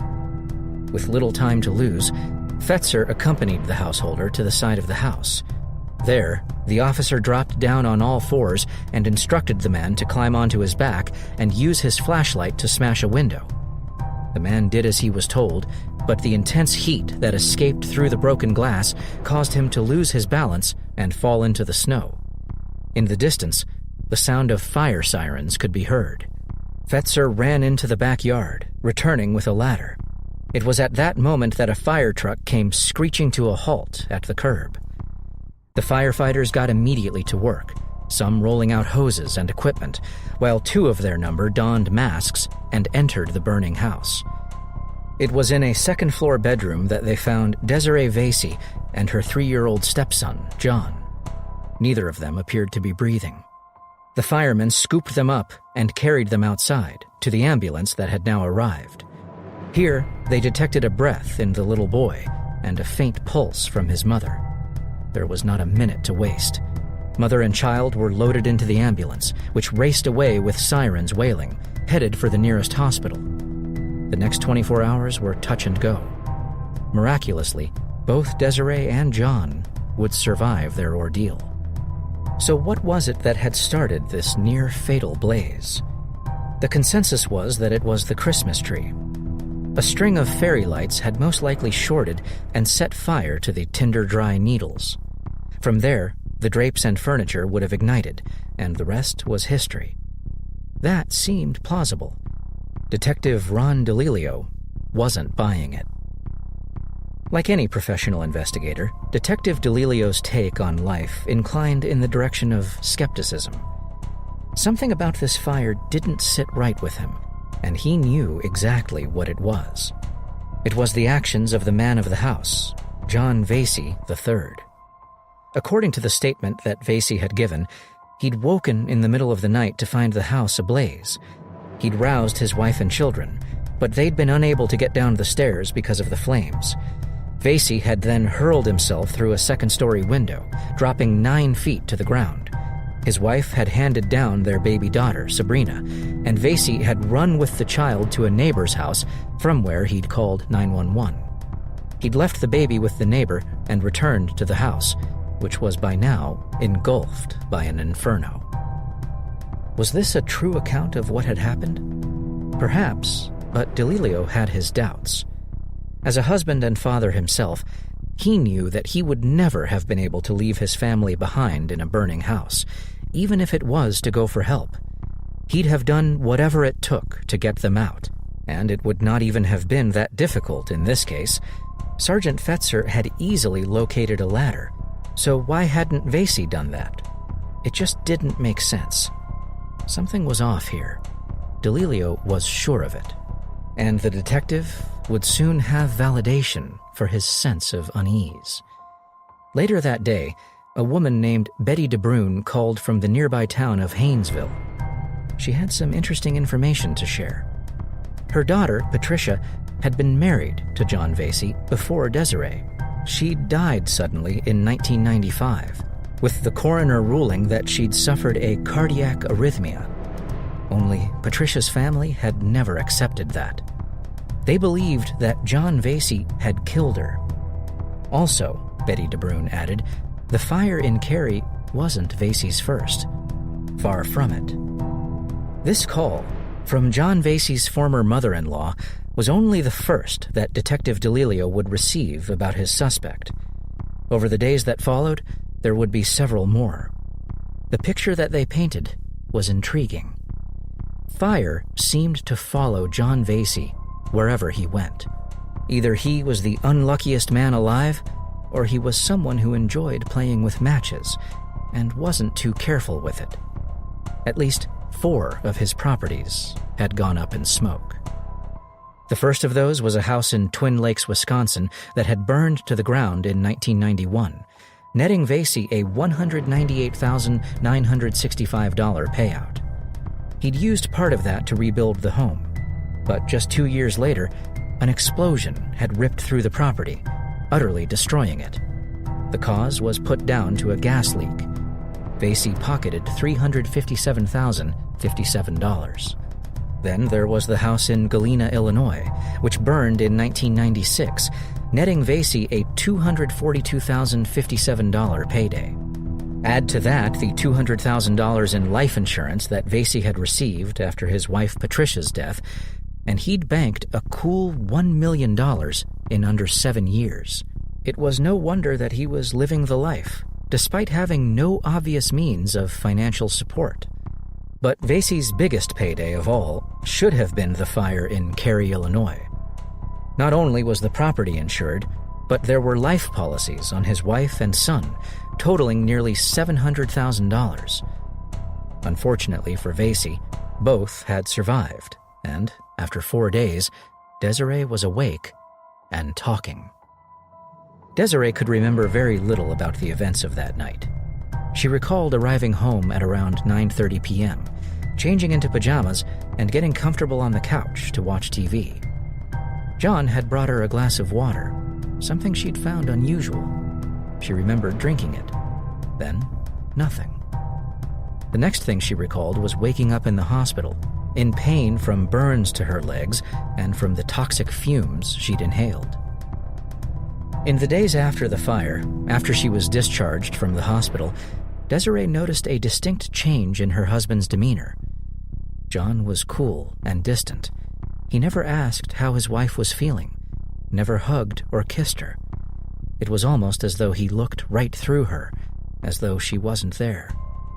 At this time, when she really needed his love and support, Desiree found this attitude extremely hurtful. After just a few days of this treatment, she moved out, taking Sabrina with her. It was effectively the end of their marriage.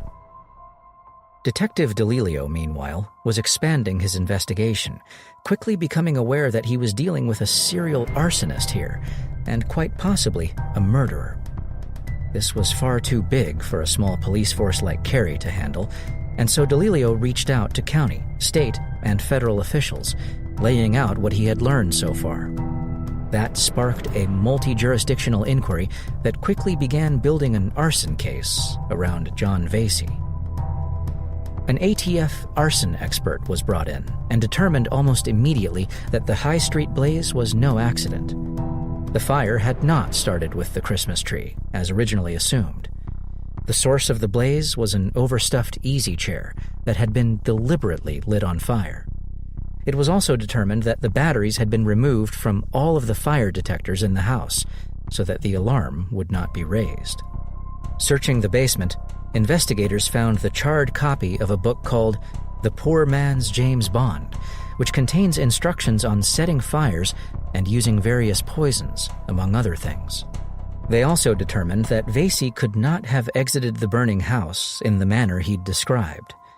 The window he claimed to have jumped through was too small to accommodate his 6'5", 220-pound frame. Another clue emerged when investigators were going through Vasey's credit card receipts and came upon a transaction for a chemical company in Florida. This turned out to be a front for someone who'd been selling GHB, a date rape drug, over the internet. The premises had recently been raided by federal agents. This perhaps explained why Desiree had no recollection of the fire. The glass of water her husband had given her had been drugged. It also explained a theme that kept coming up as Detective DeLilio interviewed women who had dated John Vasey. Almost all of them described feeling groggy after accepting a drink from him. Vasey had a well-worked routine when it came to attracting the opposite sex.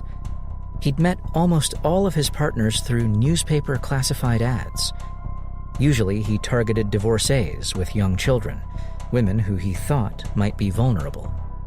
He presented himself as independently wealthy, a successful commodities trader who didn't need a conventional job. During the early days of the relationship, he would be extremely attentive, flashing the cash and showering them with gifts. But Vasey could turn off his affections like a faucet. One woman had become engaged to him, only to be abandoned after an insurance company declined her application for life cover on medical grounds. Not so lucky was Patricia DeBrune, who tied the knot with Vasey in July 1993. Patricia was a divorcee with 2 children who met Vasey through a newspaper ad and believed she'd found the man of her dreams. They settled in Twin Lakes, Wisconsin, where their house would be destroyed by a gas explosion just 3 months later. Thereafter, they moved to Galena, Illinois.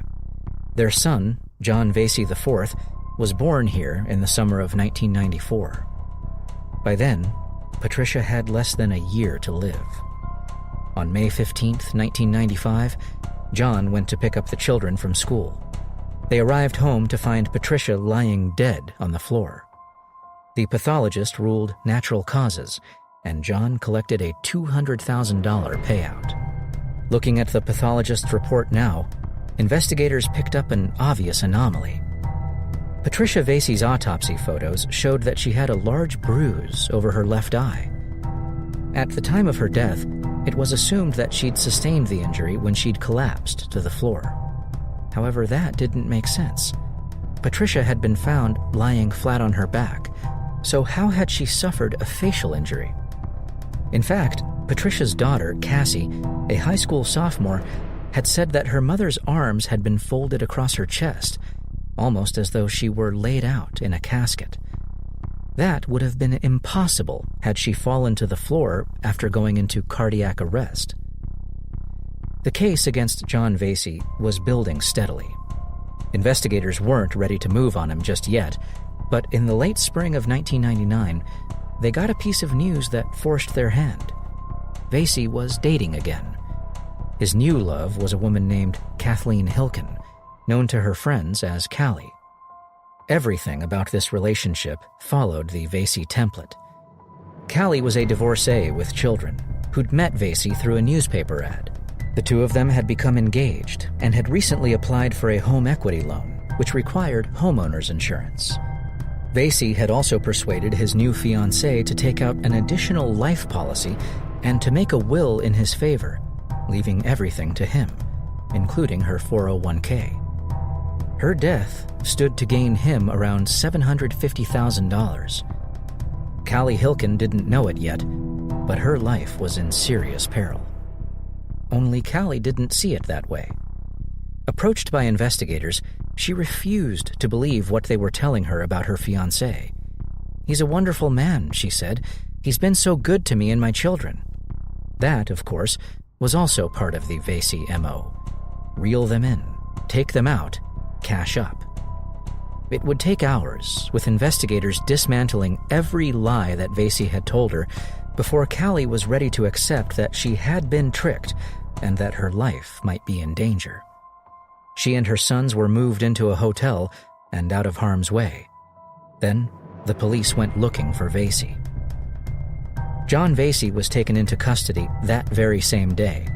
A search of his home would turn up Patricia's engagement ring, artwork, and other valuables, all of which he claimed to have lost in the fire. That made him guilty of insurance fraud, mail fraud, and wire fraud. Additional charges of arson and felony by fire would soon follow, 18 counts in all. Brought to trial in a Chicago federal court in 2001, Vasey was convicted on all counts and sentenced to 110 years in prison. One astonishing piece of evidence to emerge from the trial was this.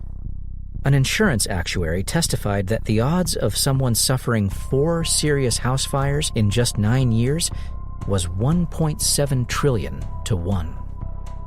John Vasey has yet to face trial for the murder of his wife, Patricia. Prosecutors are working on that, and he may yet have to answer for that callous act, committed nearly a decade before he was eventually brought to justice. In any case, his days as a firebug are done. He will never be free again to torch another property, nor to kill another innocent woman for profit. Remember me. Up until the morning of January 27, 1973, Don Magyar's life had followed a predictable path. Born in Corunna, Michigan in March 1952, Dawn had been raised in the area and had attended Corunna High School, where she'd been an honor student and active in extracurricular activities. She'd graduated in 1970 and married within a year. She and her husband, Don, had set up a home in Chesaning, close to her parents and siblings. In January 1972, she had welcomed her first child into the world. Life was good for the attractive 20-year-old. She was happy at home, in love with her husband, and devoted to her son. Her family was at hand, and she remained close to them. Then came that misty January morning. Dawn had set out to do some grocery shopping that day, driving her father-in-law's truck since she was having trouble with her car. Little Donnie was left in the care of his grandparents as Dawn drove to the Yankee Plaza in neighboring Owasso. There, she purchased some baby clothes for her son before moving on to the giant supermarket for groceries and household supplies. Here, she encountered an old friend, and the two exchanged greetings at the checkout. This was the last known sighting of Dawn Magyar. Dawn did not return to her in-laws to pick up her son, and she still hadn't returned by the time her husband got home from work. After working the phones to his wife's friends and family in an increasingly desperate search, Dawn called the Shiawassee County Sheriff's Department to report his wife missing. A search was launched, and soon produced a troubling outcome. Dawn's borrowed truck was found in the shopping center parking lot, her purchases still on the front seat, her key ring broken, the keys scattered across the floor. Of Dawn, however, there was no trace. Over the days that followed, Shiawassee County Sheriff Victor Moyles coordinated his men and around 4,000 civilian volunteers in a massive search effort. The searchers combed cornfields, riverbeds, ditches. They scoured acres of woodland, all to no avail. No trace of the missing woman was found, and the search eventually had to be abandoned. Then, on March 4th, a tragic discovery. Two young brothers, Wayne and Bill Summers, were tapping maple trees on their family farm in Saginaw County, Michigan, when they came across the partially decomposed body of a woman. Dawn Magyar was identified by dental records. She had been shot in the back and twice in the back of the head. The autopsy would reveal that she had also been raped. Reconstructing the crime scene, investigators theorized that Dawn had been accosted just after placing her shopping bags on the front seat of her truck. She'd been forced into another vehicle and driven to a secluded dirt road 15 miles away, where she was subjected to a savage rape. Her attacker then marched her 50 yards into the trees, where he cold-bloodedly pumped a .22 slug into her back and another 2 into her skull. The young mother had died in terror, most likely with the knowledge that she'd never see her son again, that she would not be there to guide him through his childhood. The only small mercy was that death would have come quickly. The murder sent shockwaves through the rural counties of central Michigan, an area still reeling from the recent crimes of serial killer John Norman Collins, the so-called Ypsilanti Ripper. Had another monster emerged in their midst so soon? The Michigan State Police, called in to handle the homicide investigation, were determined to find out and to stop him in his tracks. Men and resources were thrown at the case. The police had the spent bullets, they had hairs, they had a semen sample. There was a good chance that they'd soon have a suspect in custody. But the initial optimism of investigators would soon dwindle. Months went by without any meaningful progress. Despite the considerable efforts of the police, despite a significant reward put up by Dawn Magyar's friends and family, the case was slipping away. Then, in June 1974, a break. A .22 caliber handgun was fished out of the Shiawassee River near Owasso.